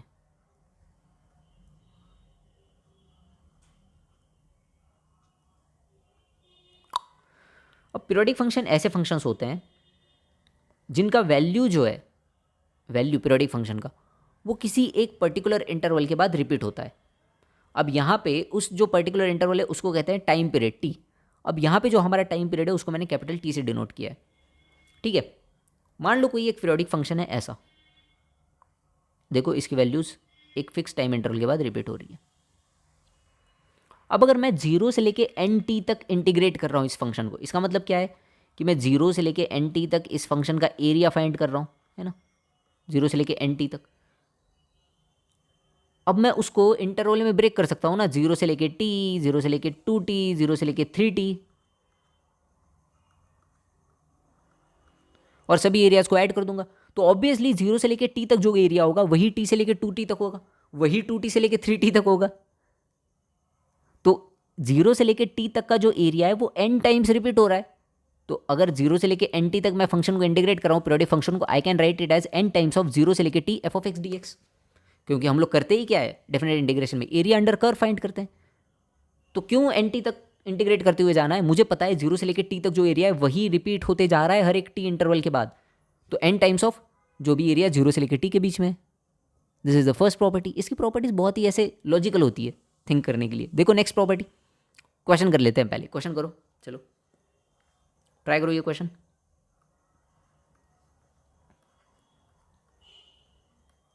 ऑब्वियसली यहाँ पे हमारी प्रॉपर्टी यूज होगी 0 से लेके एन टी, ये शायद प्रीवियस ईयर क्वेश्चन है, f of x d x equal to n times of 0 से लेके t f of x d x. Try करो। तो जो हमारा फंक्शन है वो है e to the power x minus greatest integer function of x, so which is actually e to the power fractional part of x, correct है।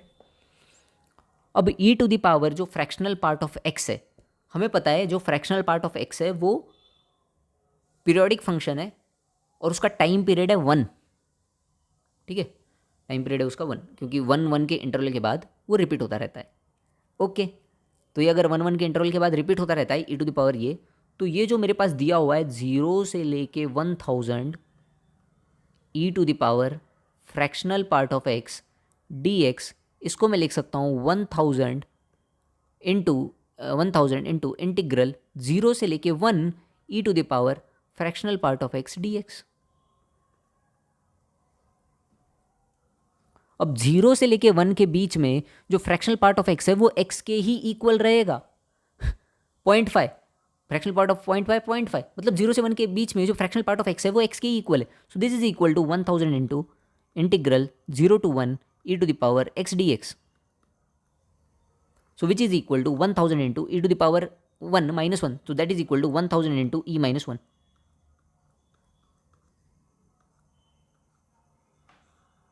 This is our final answer. कितना easy question था देखो, periodic function था, खत्म हो गया 2 minute में. Next question पे चलते हैं. नेक्स्ट प्रॉपर्टी होगी, ऑब्वियसली प्रॉपर्टी है. तो अगर तुम a से लेके a प्लस एन टी तक, a से लेके a प्लस एन टी तक फंक्शन को इंटीग्रेट कर रहे हो, इसका मीनिंग क्या है देखो. ग्राफ अगेन हमें सेव करने के लिए आ गया है. मैं आ गया हूँ निंजा हथौड़ी आपकी दुनिया बर्बाद करने. तो मान लो ये हमारा फंक्शन है. ओके ऐसा, ठीक है, आगे बढ़ता रहेगा ऐसे ही. अब मैं इंटीग्रेट कर रहा हूँ कहाँ से, a से लेके a प्लस एन टी तक. मान लो यहाँ पे कहीं पे a है, ठीक है, a. तो यहाँ से मैंने इंटीग्रेट करना स्टार्ट किया, ऐसे ऐसे सब एरिया को कवर करके वहीं तक जा रहा हूँ. a प्लस एन टी, ये कहीं पे होगा a plus n t obviously. Okay, तो अगर मैं यहाँ तक इंटीग्रेट कर रहा हूँ, देखो अब मैं ऑब्वियसली मेरे को क्या करना है, मेरे को ये एरिया ही तो कैलकुलेट करना है. तो यहाँ का एरिया मैं उठा के यहाँ पे ला के रख सकता हूँ कि नहीं रख सकता, बिल्कुल रख सकता हूँ. ये एरिया इसको पूरा फिल कर देगा. मतलब मैं 0 से लेके एन टी तक कैलकुलेट कर रहा हूँ ना.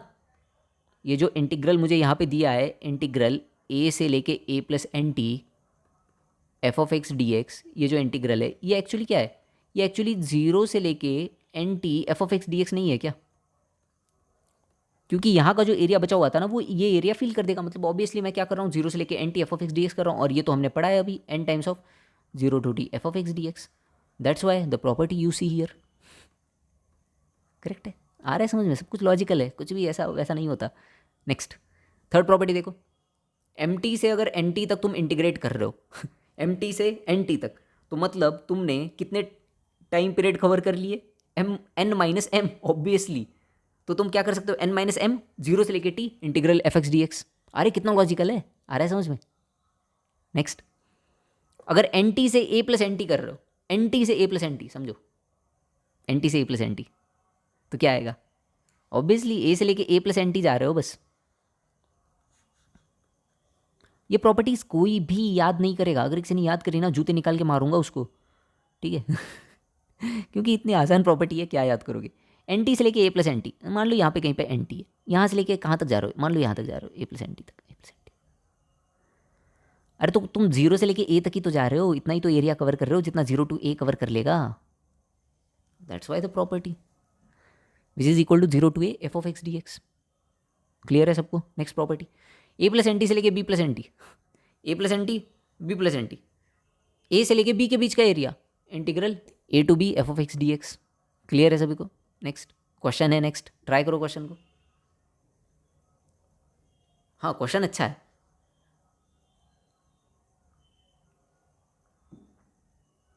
क्वेश्चन बहुत अच्छा है ये वाला, शायद प्रीवियस ईयर क्वेश्चन है कोई.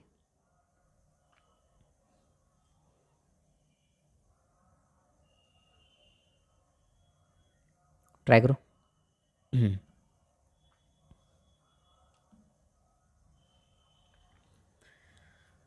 हाँ, और पी वाई क्यूज़ भी करने हैं ना, 6-7 पी वाई क्यूज़ भी है. बहुत सारे क्वेश्चन मैंने ऐड कर दिया ना, तो मैंने पी वाई क्यूज़ को थोड़ा सा बोला कि चलो तुम लोग साइड में चलो, प्रीवियस ईयर क्वेश्चंस को हम लोग लेक्चर में ही ऐड कर देंगे. ट्राई करो क्वेश्चन को.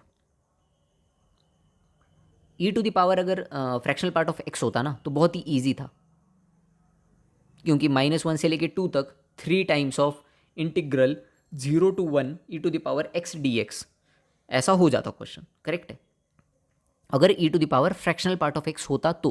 बट यहाँ पे e to the power fractional part of 3x है. अब इससे होगा क्या एक्चुअली, इससे होगा क्या, इसके लिए थोड़ा सा ग्राफिकल ट्रांसफॉर्मेशन और थोड़ा ट्रिग्नोमेट्री में कैसे फंक्शन का टाइम पीरियड चेंज होता है वो पढ़ना चाहिए था एक्चुअली. ठीक है, बट यहाँ पे मैं समझा दूंगा. देखो देखो देखो, साइन एक्स जो होता है, साइन एक्स उसका इंटरवल क्या होता है, टाइम पीरियड क्या होता है, 2π. करेक्ट है, 2π के बाद ये फंक्शन रिपीट करता है. अगर मैंने साइन 2x ले लिया, साइन 2x, तो इसका टाइम पीरियड क्या होगा, ध्यान से देखो. Sign 2x। तो अब x जो है वो 0 से लेके 2 पाई तक जा रहा था, तब जाके वो फंक्शन रिपीट हो रहा था। अब तुमने साइन 2x लिया है, तो जब x का वैल्यू पाई/2 होगा तो इस फंक्शन का वैल्यू क्या होगा, पूरा साइन पाई। जब x का वैल्यू पाई होगा तो इस फंक्शन का वैल्यू क्या हो जाएगा, 2 पाई। मतलब 0 से लेके पाई के बीच में जब x की वैल्यू वेरी कर रही है तो साइन 2x पूरा 0 से लेके 2 पाई कवर कर रहा है।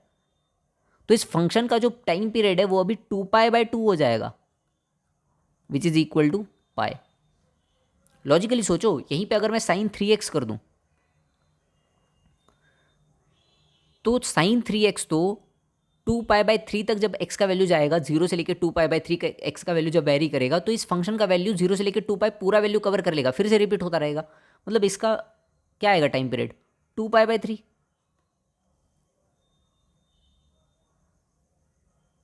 इसी जगह पे अगर देखो अभी फिर से साइन x का टाइम पीरियड क्या होता है, 2 पाई।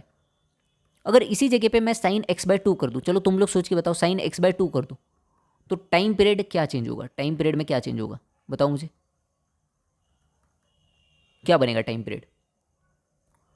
तो जब मैं x/2 कर रहा हूं इसको, तो ऑब्वियसली इस फंक्शन को 0 to 2 पाई वैल्यू कवर करनी है, उसके बाद ही ये रिपीट होगा।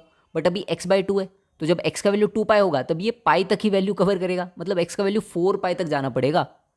तो इसका वैल्यू क्या हो जाएगा टाइम पीरियड का, 2 पाई × 2, 4 पाई।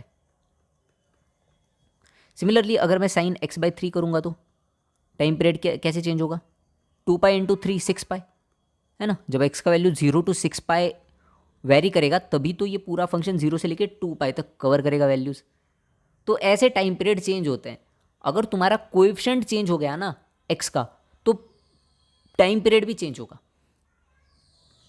अगर x में कुछ मल्टीप्लाई हो रहा है तो टाइम पीरियड में डिवाइड हो जाएगा, अगर x में कुछ डिवाइड हो रहा है तो टाइम पीरियड में मल्टीप्लाई हो जाएगा। चलो ट्राई करो अभी।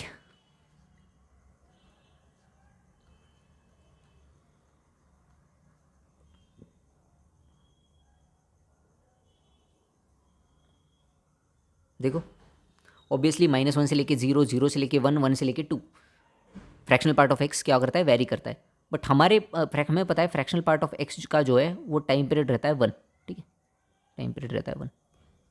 बट अभी हमारे पास है फ्रैक्शनल पार्ट ऑफ 3x। मैं नहीं चाहता कि तुम लोग कुछ भी ऐसे रटो, मैं चाहता हूँ तुम लोग समझो। तो x का वैल्यू 0 से 1, ऑब्वियसली ये 0 से लेके 1/3 में ही कवर कर लेगा, 0 से लेके 1 सब कुछ। तो मतलब अभी टाइम पीरियड क्या होगा, 1/3 हो गया, करेक्ट है।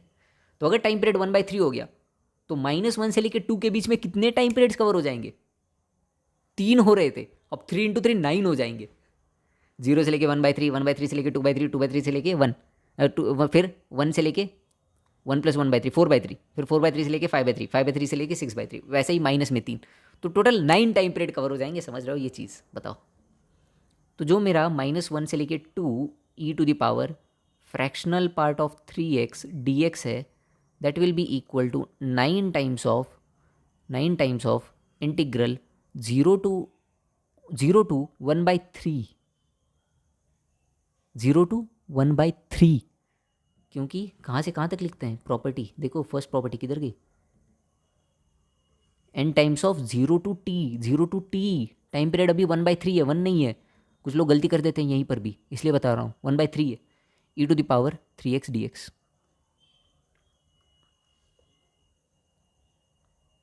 क्योंकि 0 से लेके 1/3 के बीच में फ्रैक्शनल पार्ट ऑफ 3x क्या रहेगा, 3x ही रहेगा ऑब्वियसली। तो ये हो जाएगा 9 टाइम्स ऑफ e⁻, 3x का इंटीग्रेशन e⁻, 3x/3, तो ये हो जाएगा 3 e⁻, 3x 0 से लेके 1/3, so which is equal to 3 times of e-1, 3 times of e-1। सबको समझ में आ गया? और क्वेश्चंस होंगे इसके, चलो और क्वेश्चंस करते हैं। ट्राई करो इस क्वेश्चन को, ट्राई करो।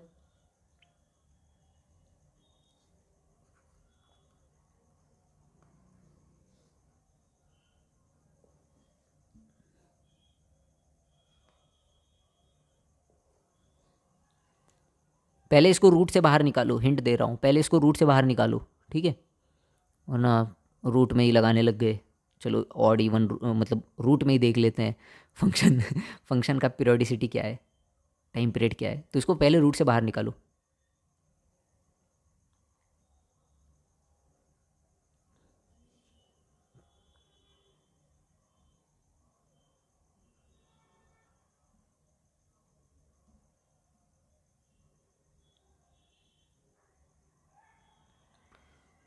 हाँ, तो 1 - cos 2x के फॉर्म में ये ऑब्वियसली दिख रहा होगा कुछ लोगों को डायरेक्टली। देखो cos 2x क्या होता है, 1 - हमें 1 - ही है ना, ओके, 1 - 2 sin² x होता है ना। तो अगर मुझे 1 - cos 2x करना है तो 1 - cos 2x क्या हो जाएगा, 2 sin²x। ठीक है, अब ये क्या होगा, 0 से लेके 10 अंदर आएगा 2 sin² πx/2, क्या आएगा, रूट में आएगा 2 sin² πx/2। करेक्ट है, okay. So which will be equal to √2 तो बाहर आ जाएगा ऑब्वियसली, 0 से लेके 10। अब कुछ लोग यहाँ पे गलती कर देते हैं, क्या गलती करते हैं, sin²πx/2 को बाहर लिख देते हैं डायरेक्टली sin πx/2। बट यार रूट जो है वो रूट हमेशा तुम्हें पॉजिटिव वैल्यू बाहर देता है, तो sin πx/2 नहीं, मॉड sin πx/2।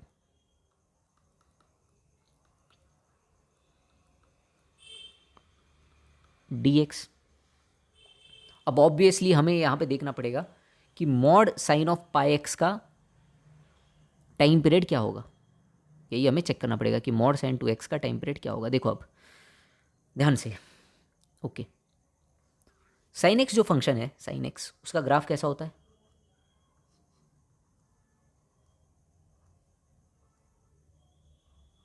ऐसा, करेक्ट है, 0, फिर यहाँ पे 2π, यहाँ पे 4π, मतलब 2π का टाइम पीरियड होता है।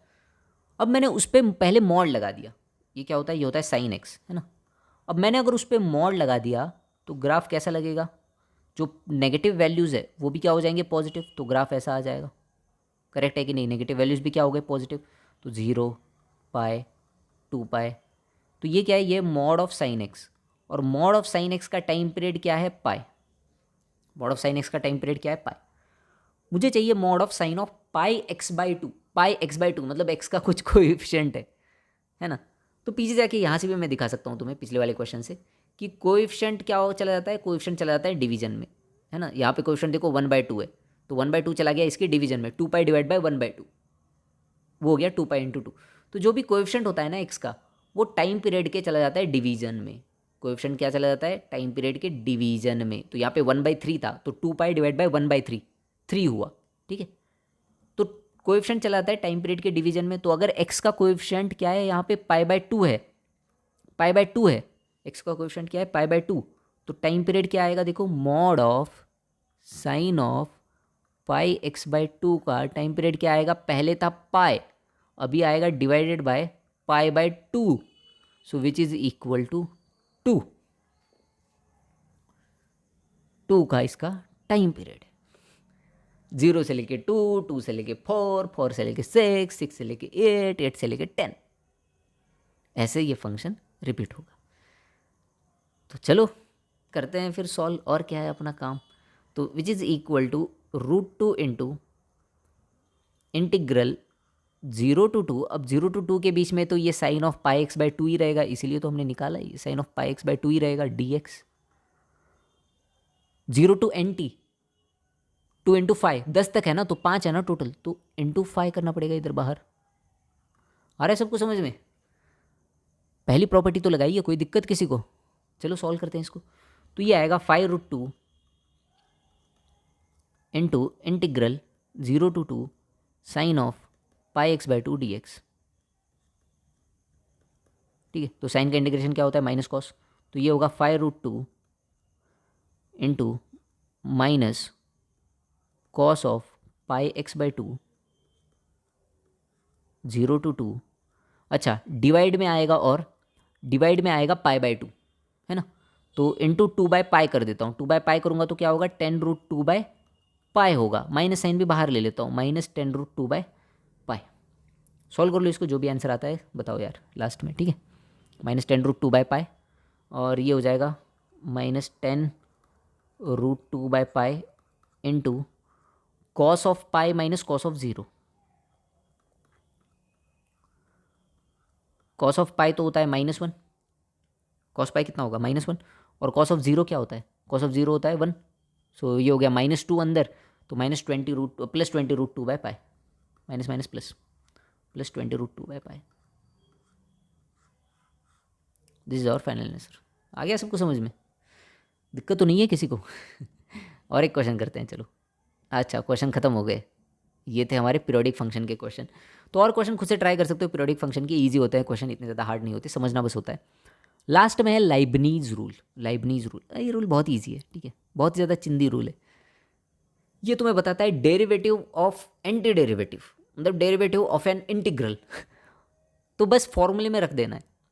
मान लो तुम्हें d/dx कैलकुलेट करना है इंटीग्रल f(t) dt का, बट कैच क्या है यहाँ पे, कैच ये है कि इसके जो लिमिट्स है अभी, upper limit and lower limit, ये लिमिट्स कांस्टेंट नंबर नहीं है, ये लिमिट्स है x की टर्म्स में, g(x) and h(x).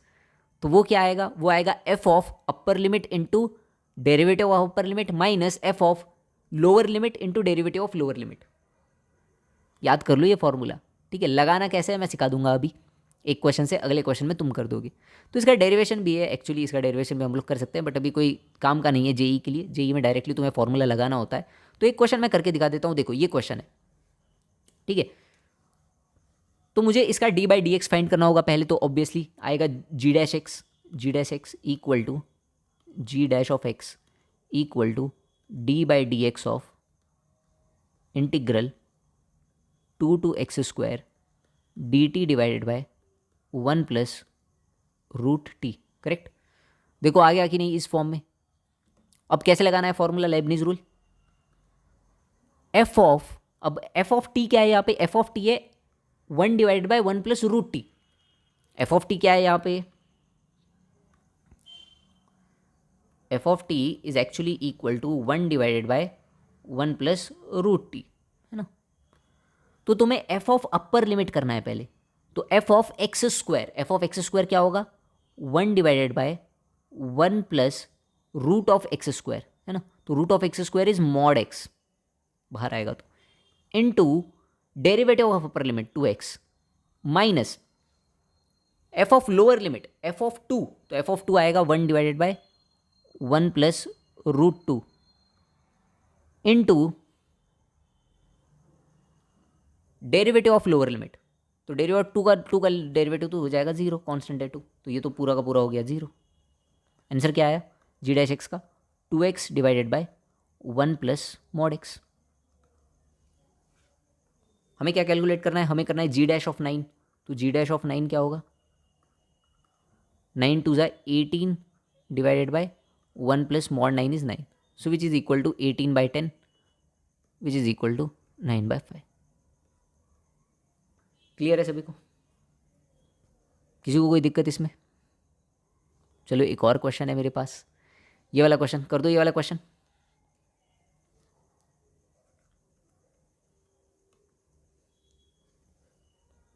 Then find f' of ln phi, शायद रुको रुको रुको, यहाँ पे f of ln phi find करना है या f' ऑफ, नहीं f ऑफ ln phi है, ओके। हाँ मैं समझ गया क्या है इस क्वेश्चन में।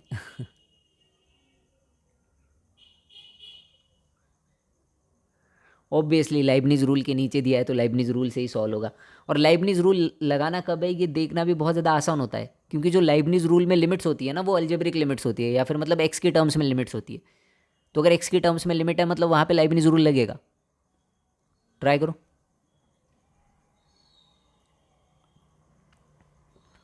देखो मुझे गिवन है f of x equal to 0 to x f of t dt, okay.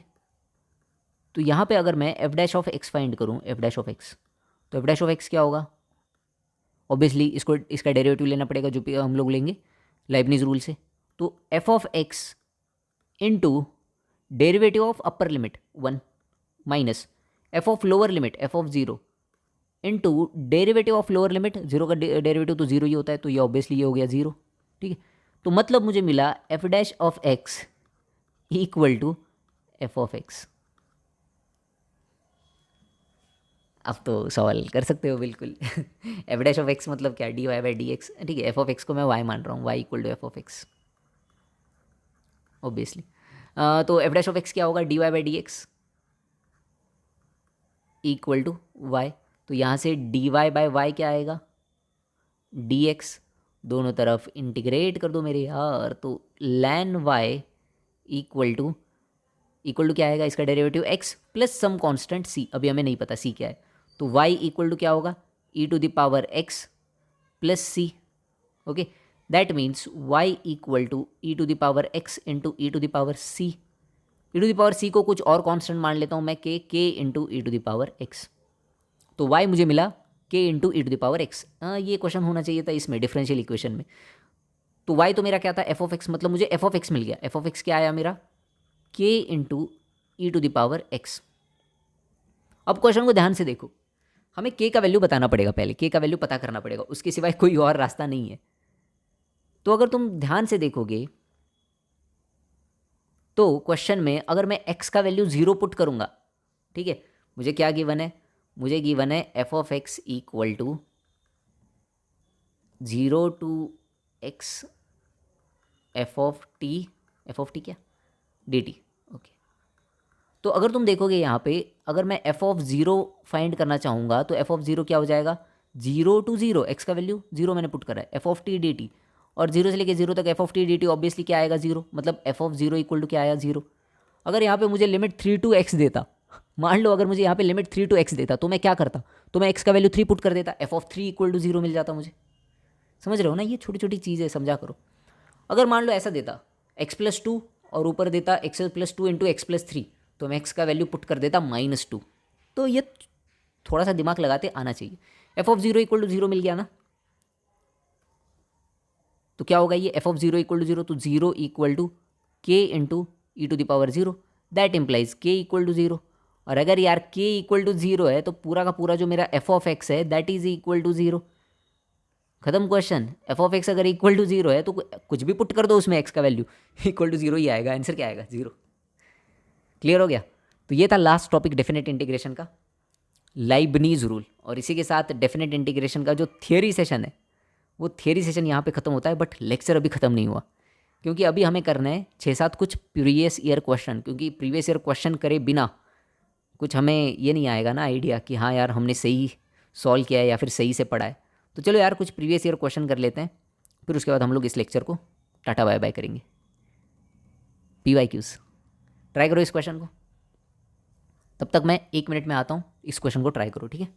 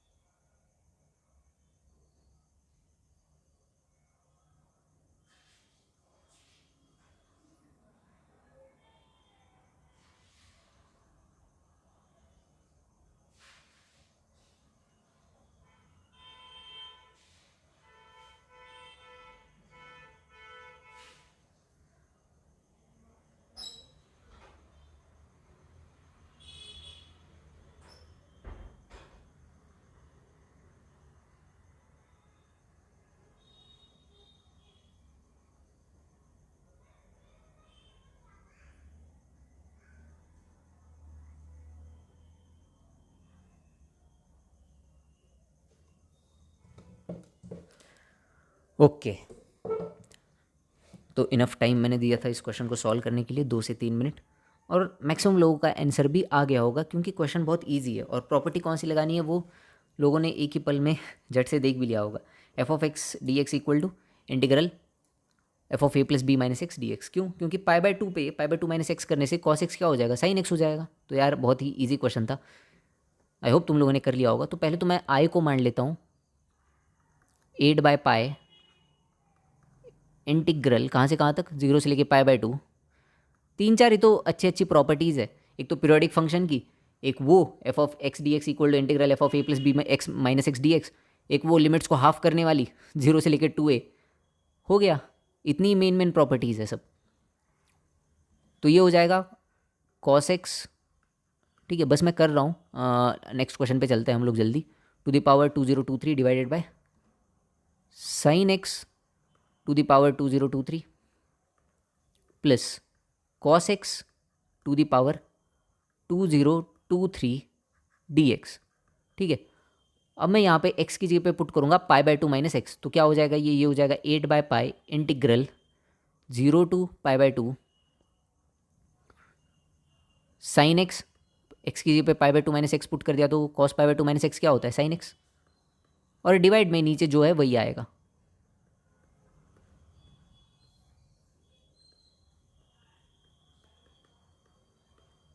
Correct है, सब लोगों ने ऐसे ही किया था। अब क्या करेंगे, दोनों को ऐड कर देंगे, तो दोनों को अगर ऐड करेंगे तो आई इक्वल टू क्या आएगा, दोनों को ऐड करके 8/पाई इंटू इंटीग्रल, सब कुछ काट छाट के 1 हो जाएगा ये डी एक्स, 0 से लेके पाई/2। That implies I equal to 8/पाई इंटू पाई/2। That implies I equal to 4। Answer क्या है इसका, 4। तो इंटीजर टाइप में आया था क्वेश्चन, तो आंसर क्या होगा इसका, 4। चलो यहाँ पे है आंसर, किसी को फिर से ट्राई करना है तो कर सकते हो। नेक्स्ट, चलो ये भी एक क्वेश्चन है, ट्राई करो इस क्वेश्चन को। अरे ये क्या हो गया है, हाँ ओके। अरे रे रे रे रे क्या हो रहा है भाई, ये रुको रुको, नहीं नहीं नहीं नहीं, नहीं। ओके रुको एक मिनट, कहाँ पे गया क्वेश्चन, हाँ यहाँ पे है। पता नहीं अचानक से हो रहा था ये सब। ट्राई करो इस क्वेश्चन को। मॉड ऑफ लैन एक्स है।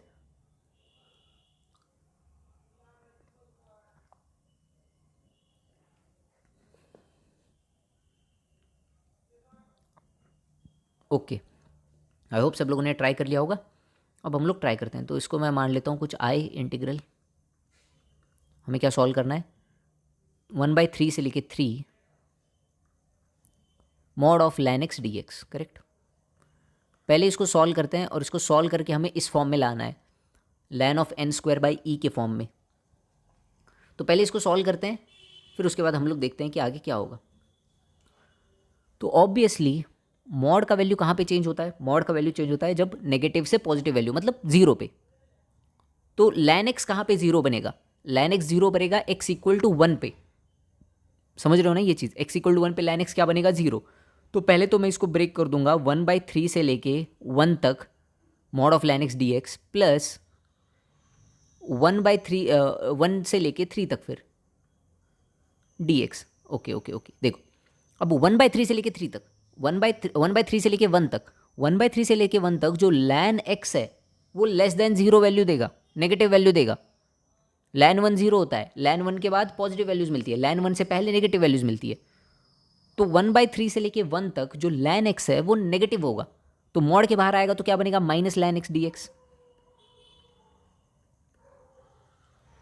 और 1 से लेके 3 तक लैन एक्स पॉजिटिव होता है तो लैन x d x, minus sign बाहर आ गया। लैन एक्स का इंटीग्रेशन किस किस को याद है, हमने किया था इंटीग्रेशन बाय पार्ट्स में। लैन एक्स का इंटीग्रेशन 1 से मल्टीप्लाई करके इंटीग्रेशन बाय पार्ट्स, तो इसका इंटीग्रेशन होता है एक्स लैन एक्स माइनस एक्स।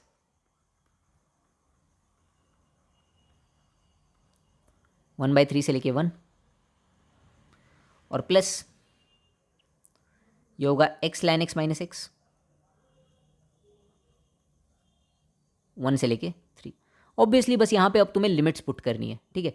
अगर तुम इसमें लिमिट्स पुट करके सॉल्व करोगे, लिमिट्स पुट करके अगर तुम इसको सॉल्व करोगे, तो मैं डायरेक्टली लिख रहा हूँ अब, क्योंकि बस लिमिट्स पुट करके पहले 1 लिमिट पुट करो फिर सॉल्व करो, तो सिंप्लीफाई करने के बाद आंसर आता है 4/3 ln ऑफ 9/e। अगर तुम इतना भी सिंप्लीफाई नहीं कर सकते तो I am sorry my brother, but तुम्हें ड्रॉप लेना चाहिए जेई के लिए, क्योंकि मैं लिख नहीं रहा, क्योंकि स्टेप बाय स्टेप लिखने में बहुत ज़्यादा टाइम चला जाएगा, मैं टाइम बचाना चाहता हूँ। ये सिंप्लीफाई करके तुम्हें आना चाहिए इतना तो, और मैं सजेस्ट करूँगा कि सब लोग सिंप्लीफाई करके देखें कि आ रहा है कि नहीं, प्रैक्टिस होनी चाहिए। 4/3 ln ऑफ 9/e। तो यहाँ से अगर हम लोग कंपेयर करेंगे m और n का वैल्यू, तो ऑब्वियसली m का वैल्यू हमें मिल रहा है 4 और n का वैल्यू मिल रहा है 3। हमें किसका वैल्यू बताना है, m² + n² - 5 का। ओके, तो m² + n² - 5 क्या होगा,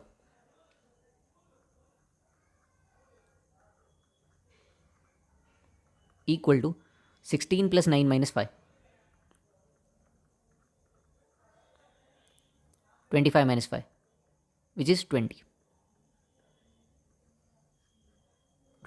सो 20 is the correct answer for this question. Next question, चलो ये वाला क्वेश्चन करते हैं। अच्छा क्वेश्चन है ये, और तुम्हें अब पता चलेगा कि लिमिट्स में जो हमने चीज़ें पढ़ी है वो चीज़ें यहाँ पे कैसी यूज़ होंगी। याद है सभी को, लिमिट्स में हमने पढ़ा था ऐसे टाइप के क्वेश्चन, मैक्सिमम ऑफ फंक्शंस वाले क्वेश्चन लिमिट्स में करे थे, तो उसका यहाँ पे यूज़ आएगा। करो, ट्राई करो।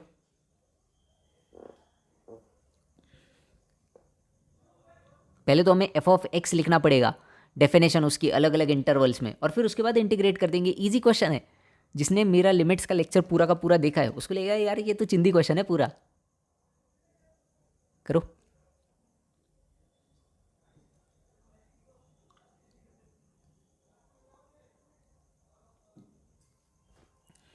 देखो f(x) क्या है आंसर, ये क्या हो रहा है यार। हाँ, तो f(x) is equal to maximum of x² comma 1 plus greatest integer function of x।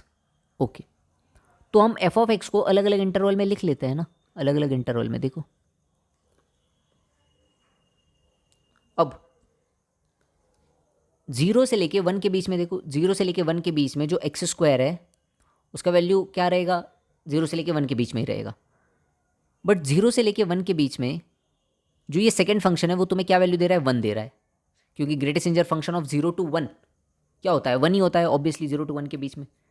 तो 0 to 1 के बीच में ये वाला फंक्शन मैक्स रहेगा। तो x जब 0 से लेके 1 के बीच में है, greater than equal to 0 less than 1 लिख सकते हो। तो x क्या दे रहा है तुम्हें वैल्यू, ये तुम्हें वैल्यू मिल रहा है यहाँ पे 1, मैक्स है, मैक्स है ना दोनों के बीच में। ओके, फिर 1 से लेके 2 के बीच में, 1 से लेके 2 के बीच में, तो 1 से लेके 2 के बीच में ये फंक्शन जो है वो तुम्हें वैल्यू देगा 2। 1 से लेके 2 के बीच में जितनी भी वैल्यूज होंगी उसके लिए फंक्शन क्या वैल्यू देगा, 2 देगा, क्योंकि gf 1 से लेके 2 के बीच में 1 आएगा, 1 + 1 2। अब 1 से लेके 2 के बीच में ये फंक्शन क्या वैल्यू देगा, ये फंक्शन देगा 1 से लेके 4 के बीच में। तो बच के ज़रा, ये 1 से लेके 2 के बीच में दे रहा है, ये 1 से लेके 4 के बीच में दे रहा है, तो तुम्हें इसको ब्रेक करना पड़ेगा 1 से लेके √2 तक। 1 से लेके √2 तक ये 2 या फिर उससे लेस देगा और ये 2 देगा। तो 1 से लेके √2 तक, समझ रहे हो ना तुम ये चीज़, 1 से लेके √2 तक ये फंक्शन ज़्यादा वैल्यू दे रहा है। क्या वैल्यू दे रहा है, 2 दे रहा है। और 1 से लेके √2 तक x² क्या होगा, 2 से लेस होगा। और फिर √2 से लेके 2 तक, √2 से लेके 2 तक ये वाला फंक्शन ग्रेटर होगा x²। समझ गए पूरा का पूरा खेल यहाँ पे, कौन सा मैक्स कहाँ पे रहेगा। लिमिट्स का लेक्चर जिसने देखा है ना उसको ये आ गया होगा समझ में कि हाँ यार सही तो है सब कुछ। अब क्या करना है, अब बस इसको ब्रेक कर दो यार, कहाँ से लेके 0 से लेके 2 के बीच में है ना, तो i इक्वल टू इंटीग्रल 0 से लेके 2 f(x) dx करना है ना हमको।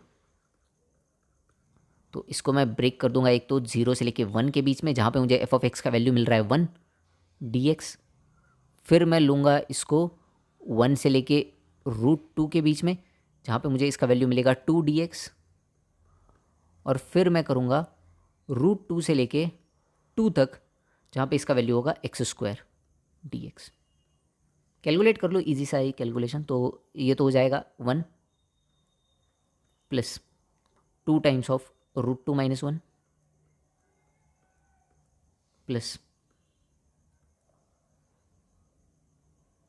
ये क्या होगा, ये आएगा एक्स क्यूब बाई थ्री, तो 1/3 एक्स क्यूब है ना, तो 8 माइनस 2√2, ठीक है। और इस सब को सॉल्व करने के बाद आता है तुम्हें 5/3 प्लस 4√2/3। कौन से ऑप्शन में देख लो, 5/3 प्लस 4, फर्स्ट ऑप्शन, ठीक है। तो ये होगा अपना आंसर। आ गया सबको समझ में? नेक्स्ट क्वेश्चन पे चलते हैं, चलो ट्राई करो ये क्वेश्चन। ये क्वेश्चन है अच्छा है, ये क्वेश्चन सच में अच्छा है, हार्ड है, ठीक है, हार्ड है क्वेश्चन सच में।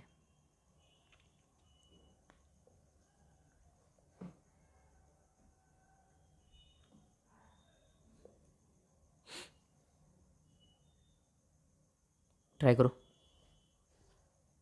अपने भाई जैसा कोई हार्ड इच नहीं है।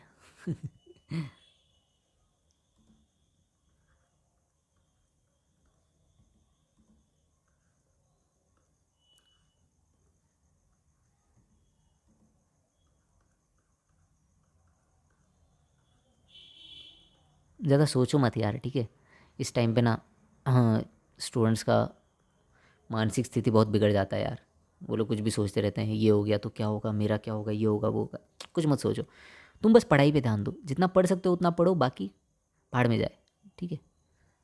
रैंक वैंक देखो, ये चीज़ तो है कि रैंक कॉलेज मैटर नहीं करता, ठीक है।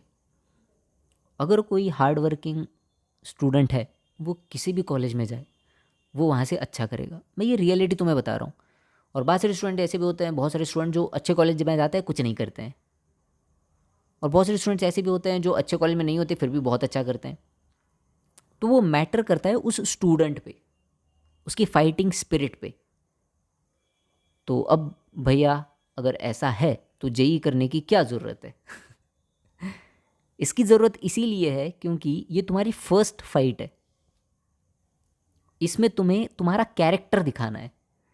तुम इसमें जीतो हारो फर्क नहीं पड़ता, but you have to show your character, अपना विनिंग कैरेक्टर।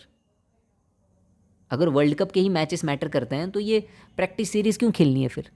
क्योंकि इससे तुम साबित करते हो खुद को, तुम्हारा जो विल पावर है, जीतने का जज्बा, जज्बा जिसे कहते हैं, वो जज्बा आता है। तो इसीलिए हार्ड, एकदम जितना हार्ड ट्राई कर सकते हो ना उतना हार्ड ट्राई करो, जीतो हारो भाड़ में जाए, बट तुम्हारा कैरेक्टर शो करो। I want to see your character, ठीक है। चलो सॉल्व करो क्वेश्चन को।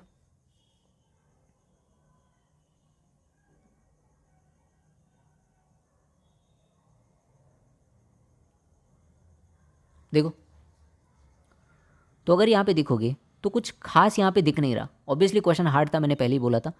नीचे a cube plus b cube दिख रहा है, तो इसको मैं लिख सकता हूँ t square plus 1 into t to the power 4 plus 1 minus t square, correct. अब ऊपर मेरे पास है t to the power 4 plus 1। अगर मेरे पास माइनस टी स्क्वायर आ जाता तो बहुत अच्छी बात हो जाती यार।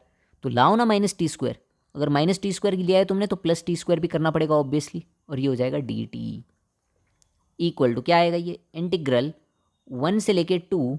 देखो इन दोनों को अलग अलग कर दो अब, तो अलग अलग करोगे तो एक तो आएगा 1/t² + 1, बाकी का कैंसिल हो जाएगा, D T plus integral 1 to 2 t² divided by, again again अब क्या करो, इसको पूरा का पूरा लिख दो t⁻6+1 डी टी, ठीक है। अब ये तो सॉल्व करना आता है पहले से। 1/t² + 1, 1/t² + 1 क्या होगा,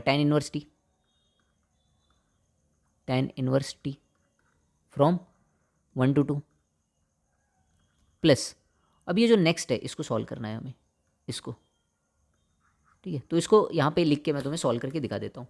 आई equal to integral 1 to 2 t² by t⁻6+1 dt, और कुछ लोग बोलेंगे यहाँ पे भैया +1 - 1 कर दो फिर और फिर वैसे ही करते चले जाएंगे कर सकते हो, बट इतना लेंदी क्यों जाना है। देखो इधर t⁶ को मैं लिख सकता हूँ t³ का होल स्क्वायर +1, ऊपर आएगा t²। अगर मैं यहाँ पे t³ को सम अदर वेरिएबल मान लूँ, लेट्स से z, तो 3t² क्या हो जाएगा, 3t² dt आएगा dz। तो मुझे यहाँ पे क्या चाहिए, 3t² चाहिए। और अगर 3 से मैंने ऊपर मल्टीप्लाई किया है तो 3 से मुझे नीचे भी मल्टीप्लाई करना पड़ेगा। Integral limits limits limits limits limits लगानी है अभी रुको। तो ये होगा 1/3 इंटीग्रल 3t² dt क्या होगा, dz। और नीचे आएगा z² + 1। अब जब t का वैल्यू 1 होगा तो z का वैल्यू क्या आएगा, 1। और जब t का वैल्यू 2 होगा तो z का वैल्यू क्या आएगा, 8। तो ये लिमिट्स जो है, लिमिट्स चेंज करना मत भूलना। बहुत सारे स्टूडेंट्स इसी में गलती करते हैं, लिमिट्स चेंज करने में। तो ये होगा 1/3 tan inverse z। Limits change नहीं करते, वैसा का वैसा पुट कर देते हैं 1 से लेके 8। So that will be equal to 1/3 tan inverse of 8 minus tan inverse 1। हाँ हो गया सॉल्व अभी क्वेश्चन। चलो क्या होगा ये होगा tan inverse 2 minus tan inverse 1। Okay, tan inverse 2 minus tan inverse 1 plus ये वाला पार्ट कहाँ गया, हाँ 1/3 times of tan inverse 8 minus tan inverse 1। tan inverse 1 तो π/4 होता है, tan inverse 8 minus tan inverse 1। Okay, तो इसको तुम इजीली सॉल्व कर सकते हो। इसको सॉल्व करो तो क्या आएगा, tan इनवर्स 1 क्या होता है, π/4। और फिर वहाँ पे ठीक है tan इनवर्स 2 प्लस यहाँ से आएगा 1/3 tan इनवर्स ऑफ 8। और ये हो गया माइनस π/4 यहाँ से, और यहाँ से आ गया माइनस π/12, है ना, क्योंकि tan इनवर्स 1 क्या होता है, π/4। तो ये हो जाएगा कितना, -4 π/12, दैट इज़ -π/3। ओके, -π/3 समझ गए ना, -π/3। तो डायरेक्टली लिख देता हूँ इसको -π/3 and that is our answer. क्या ऑप्शन में है क्या ये, tan inverse 2 plus 1/3 tan inverse of 8, tan inverse 2 plus 1/3 tan inverse of 8 minus π/3। Third option is the correct answer. आ गया समझ में सबको, कोई प्रॉब्लम किसी को। इजी क्वेश्चन था ना नहीं हार्ड था, सोचने में हार्ड था। नेक्स्ट ये वाला ट्राई करो क्वेश्चन। अरे अरे यार, ये क्वेश्चन तो अपन ने किया है ना, हाँ इसी टाइप का किया है, इसी टाइप का क्वेश्चन किया है। चलो देखते हैं आज ही जो क्वेश्चन किया है वो क्वेश्चन कर पाते हो कि नहीं तुम।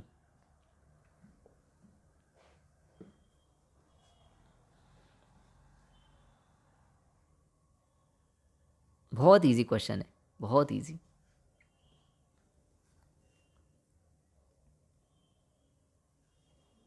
ओके देखो, अब मैं कर देता हूँ, ठीक है, बहुत ज़्यादा टाइम दे दिया। तो हमें क्या कैलकुलेट करना है, इंटीग्रल। हमें कैलकुलेट करना है इंटीग्रल 0 टू पाई। पॉज करके ट्राई किया करो खुद से, ये नहीं कि मुंह फाड़ के ऐसे देख रहे हैं बस कब करेगा ये तब देख लेंगे हम लोग नहीं, पॉज करके ट्राई करो। f(x) sin x dx। Okay, obviously हमें क्या करना है, f(x) dx equal to integral f(a + b - x dx), वो वाली प्रॉपर्टी यूज़ करनी है। तो i इक्वल टू क्या आएगा, 0 to pi f(π - x), sine of pi minus x is sine x only d x. तो यहाँ पे अगर मैं इनको ऐड करूँगा तो 2i इक्वल टू आएगा इंटीग्रल 0 टू पाई, दोनों में से आ जाएगा साइन एक्स कॉमन, और f(x) plus f(π - x) D x. Correct है।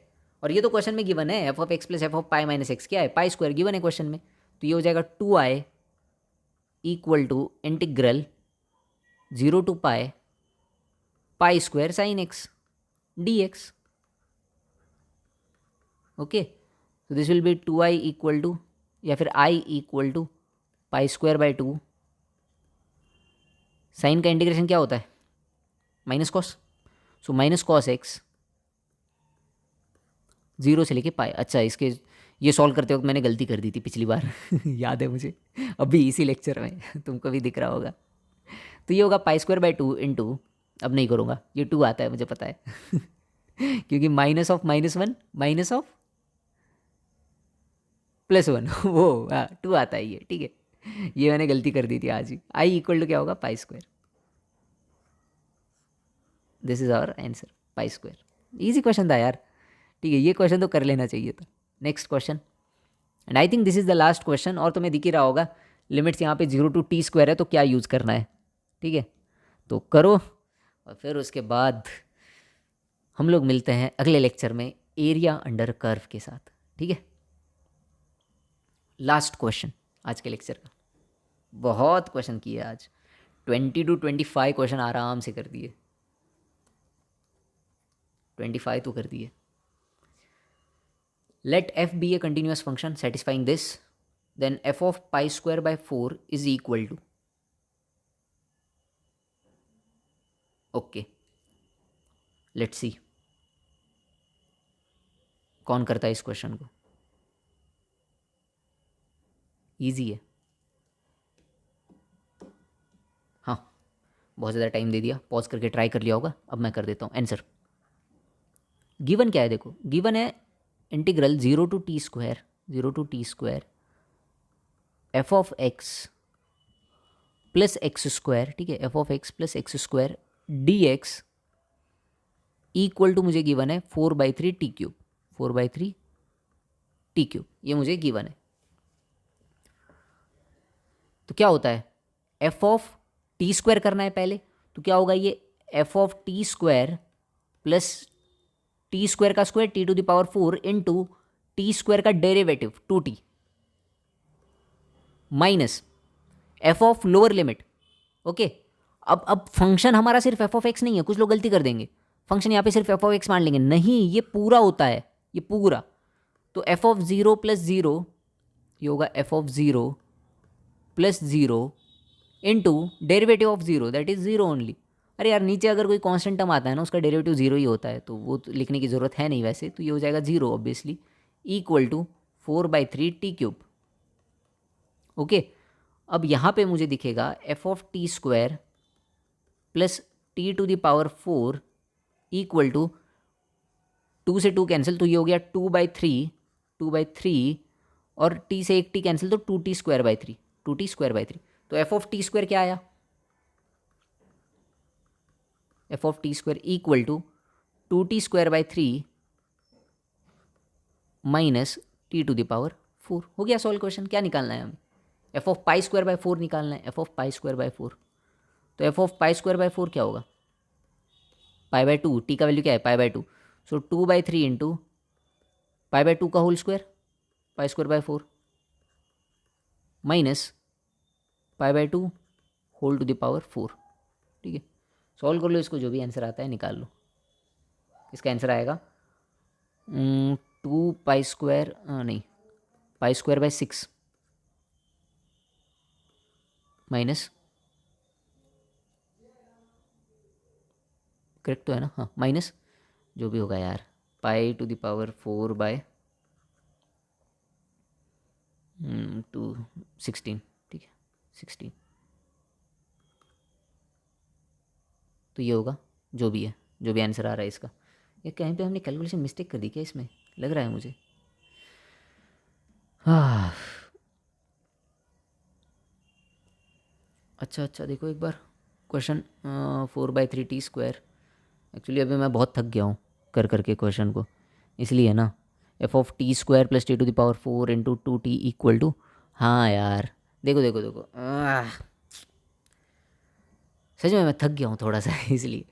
तो एक्चुअली हमने दोनों तरफ डेरिवेटिव कर लिया था ना लाइबनिज़ रूल से। देखो इधर भी हमने डेरिवेटिव ले लिया, इधर भी हमने डेरिवेटिव ले लिया। तो अगर इसका डेरिवेटिव लोगे तो यार इसका डेरिवेटिव t³ का भी लेना पड़ेगा। t³ का डेरिवेटिव क्या होगा, 3t²। थक जाते हैं तो ऐसा दिमाग काम नहीं करता, तो यहाँ पे 3t² आएगा। वही मैं सोचूं 4/3 इंटू 3t², ऑप्शन में क्यों नहीं मिल रहा हमें आंसर। तो दोनों तरफ हमने डेरिवेटिव लिया यार, ऑब्वियसली 4/3 t³ था ना। अब हमने यहाँ पे दोनों तरफ डेरिवेटिव लिया है, इसको भी d/dt कर दिया, इसको भी d/dt कर दिया। तो अगर दोनों तरफ डेरिवेटिव लिया है तो ये क्या होगा, 3t²। So this will be f of t square plus t to the power 4 equal to जो भी हमारा आएगा 2t, है ना। 3 से 3 cancel, 4t square by 2t। Okay, कुछ नहीं, छोटा सा मिस्टेक था। 2t minus t to the power 4। अब कर लो सॉल्व इसको, अब तो कर ही सकते हो, इतना कुछ बता दिया। 2 into pi by 2 that is pi only minus pi to the power 4 by 16। So answer will be pi 1 minus pi cube by 16। हे भगवान, अब मुझे मुक्ति दे दो इस लेक्चर से। Pi into 1 minus pi cube by 16, हाँ थर्ड ऑप्शन करेक्ट है बिल्कुल। चलो, तो इसी के साथ एंड ऑफ स्लाइड इसी के साथ जो हमारा डेफिनेट इंटीग्रेशन का लेक्चर है वो लेक्चर यहाँ पे ख़त्म होता है। और फिर मैं मिलता हूँ आपसे अगले लेक्चर में एरिया अंडर कर्व के साथ। इस लेक्चर में मैंने कुछ कुछ कैलकुलेशन मिस्टेक भी करी जो जनरली स्टूडेंट्स करते हैं, यही सिखाने के लिए मैंने मिस्टेक करी नहीं, जेन्युइनली मेरे से थोड़ी सी 1-2 कैलकुलेशन मिस्टेक हो गए, तो समझ लो। और वो कैलकुलेशन मिस्टेक तुम मत करना एग्जाम में, ठीक है। तो मिलते हैं अगले वीडियो में, तब तक के लिए पढ़ते रहिए, बाय बाय।